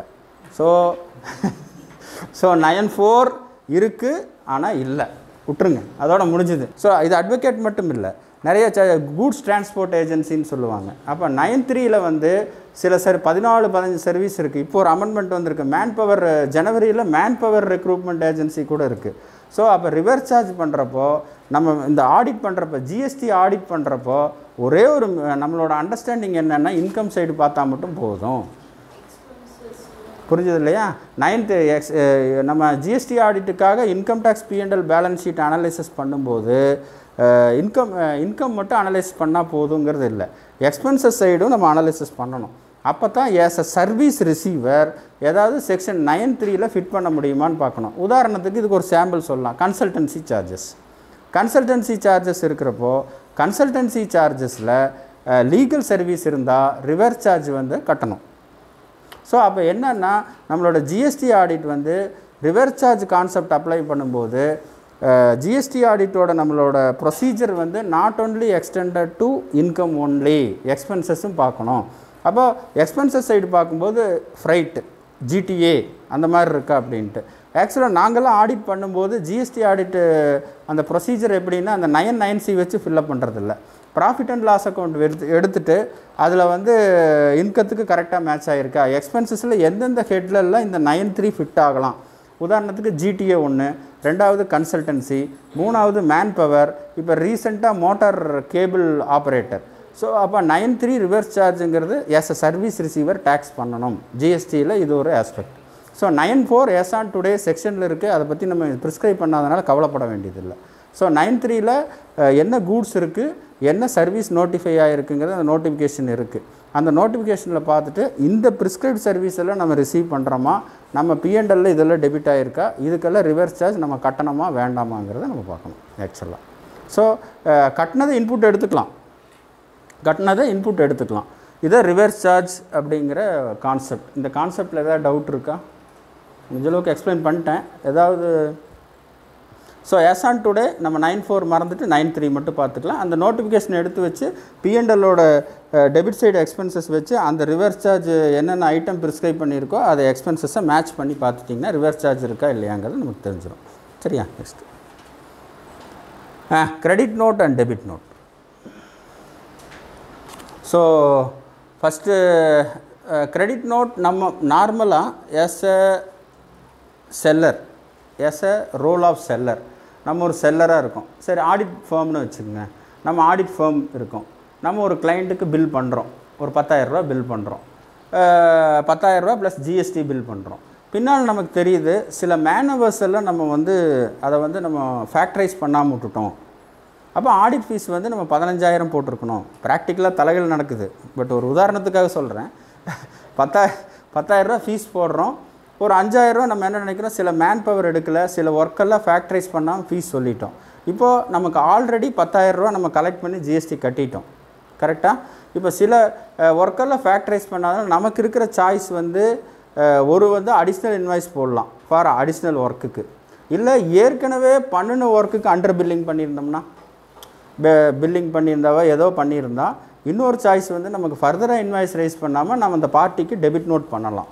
ஸோ அப்போ ஆல்ரெடி வந்து நம்ம ஜிஎஸ்டி ரிட்டர்னில் என்ன இருக்குன்னா அந்த பழைய பில் 10,000 இருக்கிறது தான் நம்ம கலெக்ட் பண்ணி கட்டியிருப்போம். இப்போ நம்ம டெபிட் நோட் ஒரு 5,000க்கு இன்க்ரீஸ் பண்ணுறோன்னா அந்த 5,000க்கும் to the extent taxable value வந்து 15,000 இன்க்ரீஸ் ஆகுது. ஐ மீன் 5,000 இன்க்ரீஸ் ஆகுது. அப்போ 5,000 வந்து நம்ம டெபிட் நோட் ரைஸ் பண்ணி கிளைண்ட்டுக்கு கொடுப்போம். அப்போது அந்த 5000 வேல்யூ வந்து எந்த மாதம் ரைஸ் பண்ணுறோமோ அந்த மாதம் 3B ரிட்டர்னில் நம்ம காமிச்சிடணும். 3B 5000 அதுக்கு உண்டான ஜிஎஸ்டி லைபிலிட்டி காமிக்கணும். இப்போ உதாரணத்துக்கு ஃபினான்ஷியல் இயர்வேஸ் பேசுவோம். டெபிட் நோட்டை பொறுத்தளவு 2018-19 இந்த ஒரு 5000 டிஃபெக்டை வந்து நம்ம காலம் கடந்து 2020க்கு அப்புறம் கண்டுபிடிக்கிறோன்னு வைங்க. ஒரு வருஷம் கழித்து தான் நம்ம கண்டுபிடிக்கிறோம் இந்த மாதிரி 5000 அன்பில் ஆயிடுச்சுன்ட்டு. அப்போ டெபிட் நோட் வந்து நம்ம எப்போ இஷ்யூ பண்ணுவோம்? ஏப்ரல் 2020, ஒரு வருஷம் கழித்து நம்ம கண்டுபிடிச்சதுக்கப்புறம் தான் இஷ்யூ பண்ணுறோம். அப்படின்னா டெபிட் நோட் இஷ்யூ பண்ணுறதுக்கு ஜிஎஸ்டி ஆக்டில் டைம் லிமிட் கிடையாது. நீங்கள் 4 வருஷம் 5 வருஷம் கழித்து கூட டெபிட் நோட் இஷ்யூ பண்ணலாம். மெயின். அடுத்து கிரெடிட் நோட்டுக்கு வர்றேன். டெபிட் நோட் இஷ்யூ பண்ணுறதுக்கு கால அளவு ஜிஎஸ்டி ஆக்டில் கிடையவே கிடையாது. ஃபஸ்ட்டு சரி, கிரெடிட் நோட் வந்து இப்படி வருது. ஒரு கிளைண்ட்டுக்கு ஓவர் பில்லிங் பண்ணிடுறோம், 10,000 20,000. அவருக்கு வந்து இப்போ 2,000 ரூபா கம்மி பண்ணுற மாதிரி வருது. அவர் சொல்கிறாரு, சார் நீங்கள் அந்த ஏதோ ஒரு சர்வீஸ் நீங்கள் பண்ணேன், 2-3 டைம் வந்தேன், எனக்கு டாக்ஸி ஃபேரே 2,000 ரூபா ஆகிப்போச்சு, எனக்கு எதாவது டிஸ்கவுண்ட் கொடுங்கன்ட்டு. நார்மலாக என்ன பண்ணுற, பில் அடித்து கொடுத்துட்றோம், அது வேறு. பட் கரெக்டாக என்ன பண்ணோன்னா 10,000 பில் ரைஸ் பண்ணி 2,000க்கு கிரெடிட் நோட் இஷ்யூ பண்ணணும் ஆக்சுவலாக. அப்போது debit note increase the GST liability, credit note decrease the GST liability. So increase the GST லைபிலிட்டிக்கு டைம் லிமிட் இருக்குமா இருக்காதா? கவர்மெண்ட்டுக்கு பணம் போகிறதுக்கு டைம் லிமிட் இருக்குமா இருக்காதா? டிக்ரீஸ் த லைபிலிட்டிக்கு கண்டிப்பாக இருக்குது. அப்போது 18 நம்ம பேசுகிற பீரியட் வந்து 18-19 ஆடிட்டு கிரெடிட் நோட் வந்து செப்டம்பர் 2019க்குள்ளே ஃபேக்டரைஸ் பண்ணியிருக்கணும். ப்ராக்டிக்கலாக அக்டோபர் 20 வச்சுக்கோங்க, ரிட்டன். ஸோ அப்போ ஃபஸ்ட்டு நம்ம தெரிஞ்சுக்க வேண்டியது கிரெடிட் நோட், டெபிட் நோட், இது ஆடு லெஸ் எல்லாம் இருக்கட்டும். But debit note increase the taxable value, increase the tax liability. அதுக்கு டைம் லிமிட் இருக்குமா இல்லையா? செக்ஷனே பார்க்க வேண்டாம், இருக்காது. கவர்மெண்ட்டுக்கு போகிற பணம் எப்போ வேணால் போகலாம். ஆனால் credit note result in the decrease in the taxable value, result in the decrease in the tax liability. அதுக்கு லிமிட் இருக்கணுமா இருக்காதா? அது செப்டம்பர் 30 செப்டம்பர், அதாவது 18-19க்கு செப்டம்பர் 2019. இல்லை அந்த கிரெடிட் நோட் அதுக்குள்ளே ரைஸ் பண்ணாமல் அதுக்கப்புறம் ரைஸ் பண்ண முடியுமா முடியாதா? ரைஸ் பண்ணால் டேக்ஸ் லைபிலிட்டி ரிவர்ஸ் பண்ண முடியாது. கரெக்டு தானே? செப்டம்பருக்கு அப்புறம் கிரெடிட் நோட் ரைஸ் பண்ணலாம், வேண்டான்னு சொல்லலை GST act. Reversal of GST நம்ம பண்ண முடியாது. செப்டம்பருங்கிறது அக்டோபர் 20 டைம் வச்சுங்க. இந்த டெபிட் நோட் கிரெடிட் நோட் ஆஸ்பெக்டை கரெக்டாக பார்த்துக்கணும். சரியா? அடுத்தது சேல் ஆஃப் லேண்ட் வந்து உதாரணத்துக்கு sale of land, transfer of property of land, இது வந்து ஸ்டாம்ப் ஆக்டில் வந்துடும். Sale of land is outside the ஜிஎஸ்டிக்குள்ளேயே வராது. ஆனால் நம்ம P&L காமிச்சிருப்போம். கரெக்ட் தானே? வேறு அந்த மாதிரி ஐட்டம் நான் ஜிஎஸ்டி சப்ளை, பெட்ரோல் ஆல்கஹால், அந்த எக்ஸம்டட் கமாடிட்டி எல்லாம் வரும். ஆமாம், அது என்ன சொல்கிறது, அந்த வட்டத்துக்குள்ளேயே வராது. அவர் சொன்ன ஒரு முக்கோணத்துக்குள்ளேயே வராது. ஸோ அது வந்து நான் ஜிஎஸ்டி சப்ளை. அடுத்ததுமா டெபிட் நோட் சொல்லிட்டேன், அமெண்ட்மெண்ட்டு வேறு கீழே ஒன்று இல்லை. ஆக்ட் 9C தான் எடுக்கிறேன், ஆனால் டெஃபினிஷன் எடுக்கிறதுக்கு பதிலாக கான்செப்ட் எடுத்துடுறேன். ஆக்சுவலாக 9 ஃபார்மெட்டு தான் வச்சுருக்கேன். அது ஒரு செக்லிஸ்ட்டாக வச்சுட்டு அதில் இருக்கிற பாயிண்ட் டிஸ்கஸ் பண்ணுறேன். அடுத்தது இன்புட் கிரெடிட். சரி, இத்தனை நாள் செலவை பற்றி பேசியாச்சு, நீ வரவை பற்றி பேசுவோம் கொஞ்சம் நேரம். கரெக்ட் தானே? ஐடிசி நான் டீட்டெயிலாக டிஸ்கஸ் பண்ண வேண்டியதில் எல்லாமே மந்த்லி ரிட்டர்ன் ஃபைல் பண்ணியிருக்கீங்க. அதில் ஐடிசி என்ன, ஐடிசிங்கிறது வருமானம், இது வந்து ஜிஎஸ்டி டேக்ஸ் வந்து அவுட்ஃப்ளோ. ஸோ ஐடிசி பொறுத்தளவு இதில் 2-3 கான்செப்ட் நான் இது பண்ணணும். முதல்ல வந்து ட்ரெடிஷ்னலாக வேட்டு எக்ஸைஸ் இருந்தப்போ, வேட்டு ஜிஎஸ்டி இருந்தப்போ என்ன இருந்ததுன்னா, ITC treatment for input different, ITC treatment for service different, ITC treatment for capital goods different. உதாரணத்துக்கு சொன்னால் almost ITC service and ITC input ரெண்டுமே வந்து எப்போ வாங்குகிறோமோ அப்போ எடுத்துக்கலாம். ஆக்சுவலாக ஐடிசி ஃபார் கேபிட்டல் கூட்ஸ் வேட்டில் வந்து என்ன இருந்ததுன்னா, ஃபஸ்ட்டு வருஷம் 25% எடுக்க முடியும். அந்த இன்புட்டில் 25%.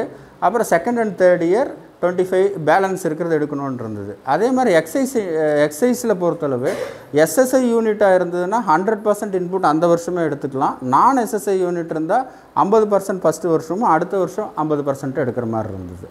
ஸோ அப்போ என்னென்னா கேபிட்டல் கூட்ஸ் வாங்குறப்போ அதோட இன்புட் வந்து நமக்கு அந்த வருஷமே ஃபுல்லாக என்ஜாய் பண்ண முடியாத நிலைமை. ஏன்னு கேட்டால் பழைய ஆக்டில் கேபிட்டல் கூட்ஸ் எல்லாம் ஹை வேல்யூ ஐட்டமாக இருக்கும், அதோட இன்புட்டும் ஜாஸ்தி இருக்கும். அந்த இன்புட்டை அப்படியே 100% அலோவ் பண்ணோம்னா கவர்மெண்ட்டுக்கு வர்ற ரெவென்யூ கம்மியாகும். ஸோ அதனால் வேட்டில் வந்து ஒரு ரெஸ்ட்ரிக்ஷன் 25%, அப்புறம் செகண்ட் அண்ட் சப்சிக்வெண்ட் இயரில் ஃபுல்லாக பண்ணிக்கலாம். 3 வருஷம் இன்ஸ்டால்மெண்ட்டில் ஐடிசி பிரித்து எடுத்துக்கலாம் வேட்டில். எக்ஸைஸை பொறுத்தளவு SSI unit full input credit எடுத்துக்கலாம். அதர் தென் த எஸ்எஸ்ஐ யூனிட் வந்து 50% ஃபஸ்ட் இயரும் செகண்ட் இயர் 50% எடுத்துக்கலான்னு ட்ரெடிஷ்னல் மாடலில் இருந்தது ஆக்சுவலாக. இப்போ ஜிஎஸ்டி மாடலில் என்ன பண்ணால் அது கேபிட்டல் கூட்ஸுக்கு இன்புட்டுக்கு உண்டான டிஃபரன்சியேஷனே இல்லை. பல சண்டையாகும், இது கேபிட்டல் கூட்ஸு நீ ஏன் ஃபுல் கிரெடிட் எடுத்துட்ட மீதி கிரெடிட் ரிவர்ஸ் ஆகுன்னு பழைய பிரச்சனை வந்துடும். இப்போ என்ன பண்ணிட்டான், நீ கேபிட்டல் கூட்ஸ் வாங்கினாலும் சரி, இன்புட் வாங்கினாலும் சரி, இன்புட் சர்வீஸ் வாங்கினாலும் சரி, எல்லாமே 100% கிரெடிட் அப்போவே எடுத்துக்கலாம். சரியா? இதை அப்போது ஐடிசி பொறுத்தளவு இந்த வித்தியாசம் ஃபிகர் அளவுக்கு தான் இருக்கே ஒழிய கான்செப்ட் வைஸ் நீங்கள் கேபிட்டல் கூட்ஸ் வாங்கினாலும் கேபிட்டல் கூட்ஸ் டெஃபினிஷன் 216 நினைக்கிறேன். அதில் வந்து கேபிட்டல் கூட்ஸ் டெஃபினிஷன் என்ன சொல்லுதுன்னா, என்னென்னலாம் நீ அசட் அக்கௌண்ட் டெபிட் பண்ணுறையோ எல்லாமே கேபிட்டல் கூட்ஸ். அது 2 பேஜுக்கு போகும். இப்போ சிம்பிளாக ஜிஎஸ்டி ஆக்டில் any account debited to the 216 நினைக்கிறேன் simple definition capital கூட்ஸ்க்கு.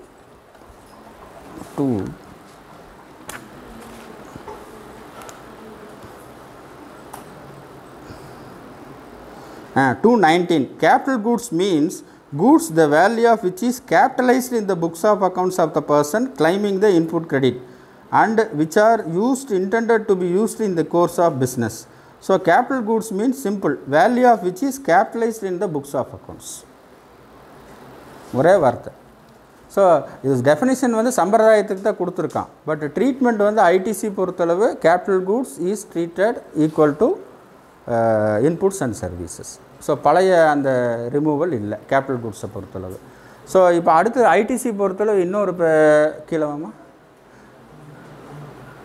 So ITC பொறுத்தளவு இன்னொரு ப்ராப்ளம் என்னென்னா 180 days கிரெடிட். நம்ம ஒரு கூட்ஸ் பர்ச்சேஸ் பண்ணியிருந்தோம்னா 180 daysக்குள்ளே பே பண்ணல அப்படின்னா ஏற்கனவே எடுத்த இன்புட்டை ரிவர்ஸ் பண்ணணும் along with interest from the date of invoice. So input tax கிரெடிட்டில் இன்னொரு பாயிண்ட்டு, நம்ம பர்ச்சேஸ் பண்ணி கிரெடிட்டில் பர்ச்சேஸ் பண்ணுறோம், அதுக்கு செட்டில்மெண்ட் 180 daysக்குள்ளே பண்ணலன்னா ஏற்கனவே எடுத்த இன்புட்டை ரிவர்ஸ் பண்ணோம் along with interest from the date of invoice, not from the date of 181 days.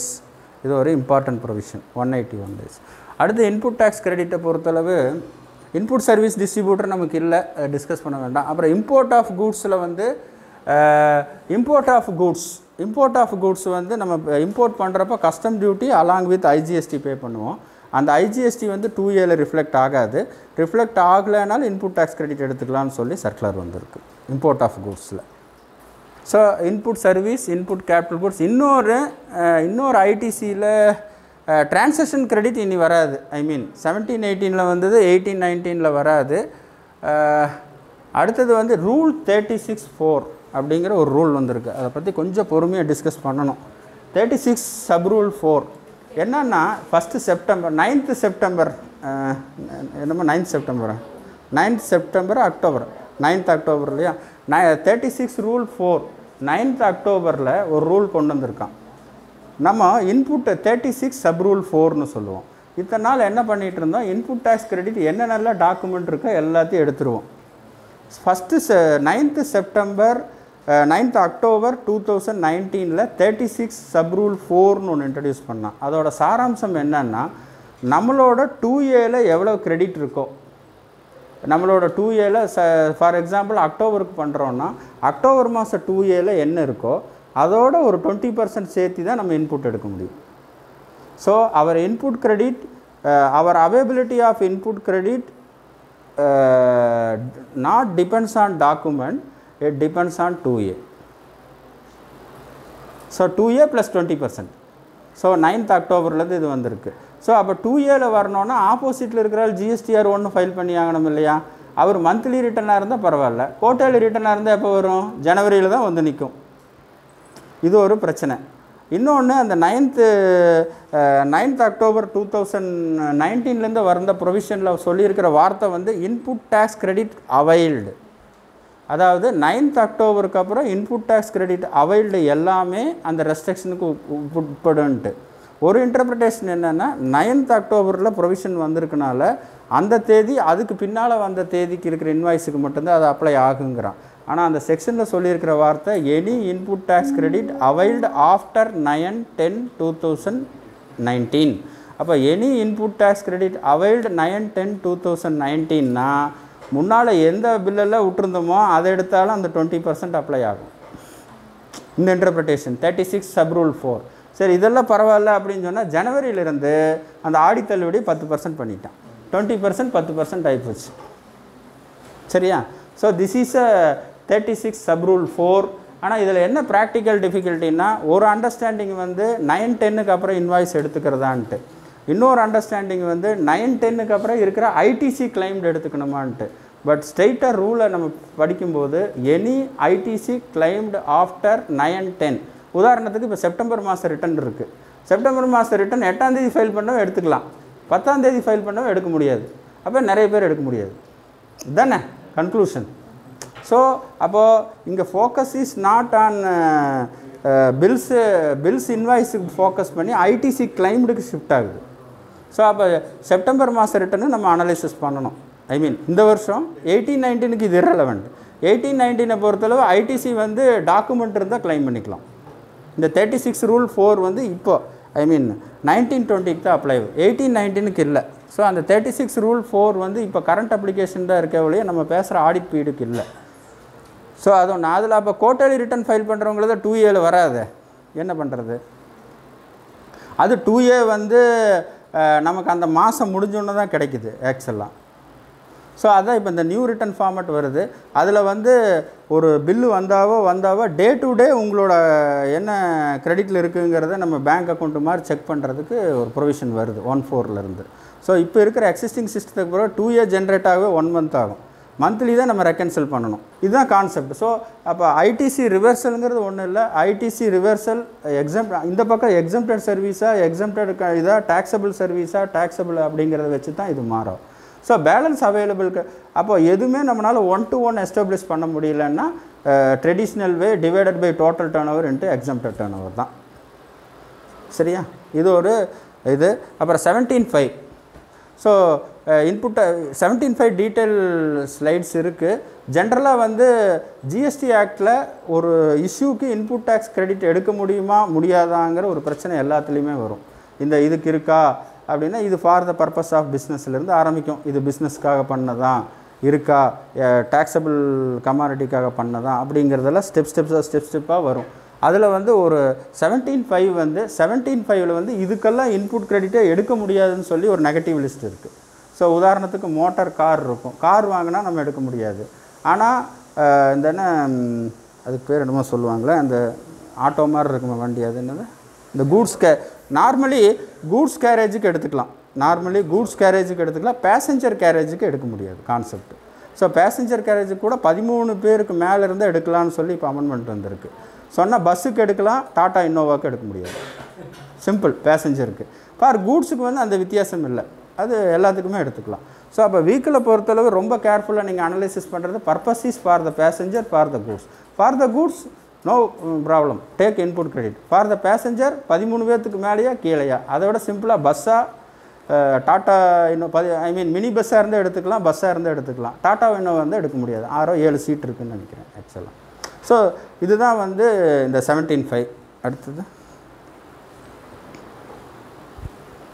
Trans credit கீழேவாமா, IGST கீழேவா, வேறு என்ன கான்செப்ட் வைஸ் கீழேவாமா, ரீஃபண்ட் கிளைம்டு. இந்த ரீஃபண்ட் சாங்ஷன் எல்லாம் என்ன சொல்லியிருக்காங்கன்னா இந்த டீட்டெயில்ஸ் எல்லாம் ஃபில்லப் பண்ண வேண்டாம்னு ஒரு நோட்டிஃபிகேஷன் வந்திருக்கு. ஸோ 9(9)C வந்து இட்ஸ் முதல்ல மேண்டேட்ரி ஃபீல்டாக இருந்தது, பின்னால் சர்க்குலர் வந்து இது நான் மேண்டேட்ரிங்கிறத விட ஆப்ஷனல் ஃபீல்டு. சரி கீழேவாமா. முக்கியமான பிரச்சனை அடுத்தது HSN கோடு வந்து 1920 1880 இப்போ நம்ம பார்க்குற 1819 ஆடிட்டுக்கு HSN code for inward supply, HSN code for outward supply optional. So இனி கவலைப்படணும் இல்லை. இப்போ வர நியூ ரிட்டர்னில் ஒவ்வொரு இன்வாய்ஸுக்கும் அந்த ஹெச்எஸ்என் கோடு கொடுக்கணுங்கிறதுனால இப்போ ஐ மீன் 2021 ஹெச்எஸ்என் கோடு வந்து ஆர்டிஃபிஷியல் இன்டெலிஜென்ஸ் மூலிமாவே நமக்கு கிடைக்கும். ஏன்னா நம்ம இன்புட் டேட்டா ஃபீட் பண்ணுறோம் ஒவ்வொரு இன்வாய்ஸுக்கும். பட் எஸ் ஆன் 18-19 பொறுத்தவரை ஹெச்எஸ்என் கோட் ஃபார் இன்வெர்ட் சப்ளைக்கும் தேவையில்லை, ஃபார் அவுட்வெர்ட் சப்ளைக்கும் தேவையில்லை. ஐ மீன் ஸ்டில் 1920க்கு அப்படி தான் போகும்னு நினைக்கிறேன். ஏன்னா புது ரிட்டர்ன் இப்போ தானே வருது. ஐ மீன் அதனால் அப்புறம் ஆனுவல் ரிட்டர்ன் ஃபைல் பண்ணலைன்னா 100 rupees பெனால்ட்டி, 100 + 100 9 ஃபைல் பண்ணலைன்னா penalty consequences 100 per day under GST act, 100 per day SGST act, maximum 0.25% of the turnover இந்த ஸ்டேட் அங்கே. ஏன்னா ஓவரால் போட்டால் வந்துடும் இல்லையா, அந்தந்த ஸ்டேட்டுக்கு அப்படி 0.25% ஆஃப் த ஸ்டேட்டு. அடுத்து வந்து ஜிஎஸ்டி ஆடிட் ஃபைல் பண்ணலைன்னா எந்த ஸ்பெசிஃபிக் பெனால்ட்டி செக்ஷனில் கொடுக்கல. அதர் அஃபென்சஸில் 25,000 இருக்குது. அதர் அஃபென்சஸில் போடலாம். அதாவது எங்கேயுமே தப்பு பண்ணலைன்னா இதில் பெனால்ட்டி போடுவேன்னு சொல்கிறாங்க இல்லையா, அந்த மாதிரி not specific provision for 9C. இந்த 9 ஃபைல் பண்ணலைன்னா இந்த மாதிரி பெனால்ட்டி இருக்குங்கிற மாதிரி ஆக்டில் வந்து 9C ஃபைல் பண்ணலைன்னா இந்த பெனால்ட்டி இருக்குதுன்னு சொல்லலை. பட் ரெசிடியல் கேட்டகரியில் போகுது. அது வந்து 25 + 25. அப்புறம் நம்மளோட அதே மாதிரி நம்ம சார்ட்டர்ட் அக்கௌண்ட்டை பொறுத்தளவு டேக்ஸ் ஆடிட்டுக்கு 60 டேக்ஸ் ஆடிட் தான் பண்ணணும்னு இருக்குது. ஜிஎஸ்டி ஆடிட் அந்த மாதிரி கிடையாது, எவ்வளோ வேணால் பண்ணிக்கலாம். ஸோ அந்த ரெஸ்ட்ரிக்ஷன் லிமிட் இல்லை. சார்ட்டர்ட் அக்கௌண்டன்ட் இன் ப்ராக்டிஸ் தான் பண்ண முடியும், plus cost accountant in practice தான் பண்ண முடியும், CA and CMA. அப்புறம் வந்து chartered previous indirect tax audit இருந்தால் கம்யூனிகேஷன் பண்ணணும். பார்ட் டைம் ப்ராக்டிஸ் பண்ண முடியாது, கவுன்சில் டெசிஷன்ஸு. ஸோ அது ஒன்று இருக்குது. வேறு CA பொறுத்தளவு இதுக்கு இன்கம் டேக்ஸ்க்கு வேறு ஆடிட்டர், ஜிஎஸ்டிக்கு வேறு ஆடிட்டர் இருக்கலாம். இன்கம் டேக்ஸ்க்கு இருக்கிற ஆடிட்டரே இருக்கணுங்கிற அவசியம் இல்லை. இன்கம் டேக்ஸ்க்கு ஒரு ஆடிட்டரும் ஜிஎஸ்டிக்கு ஒரு ஆடிட்டரும் இருக்கலாம்.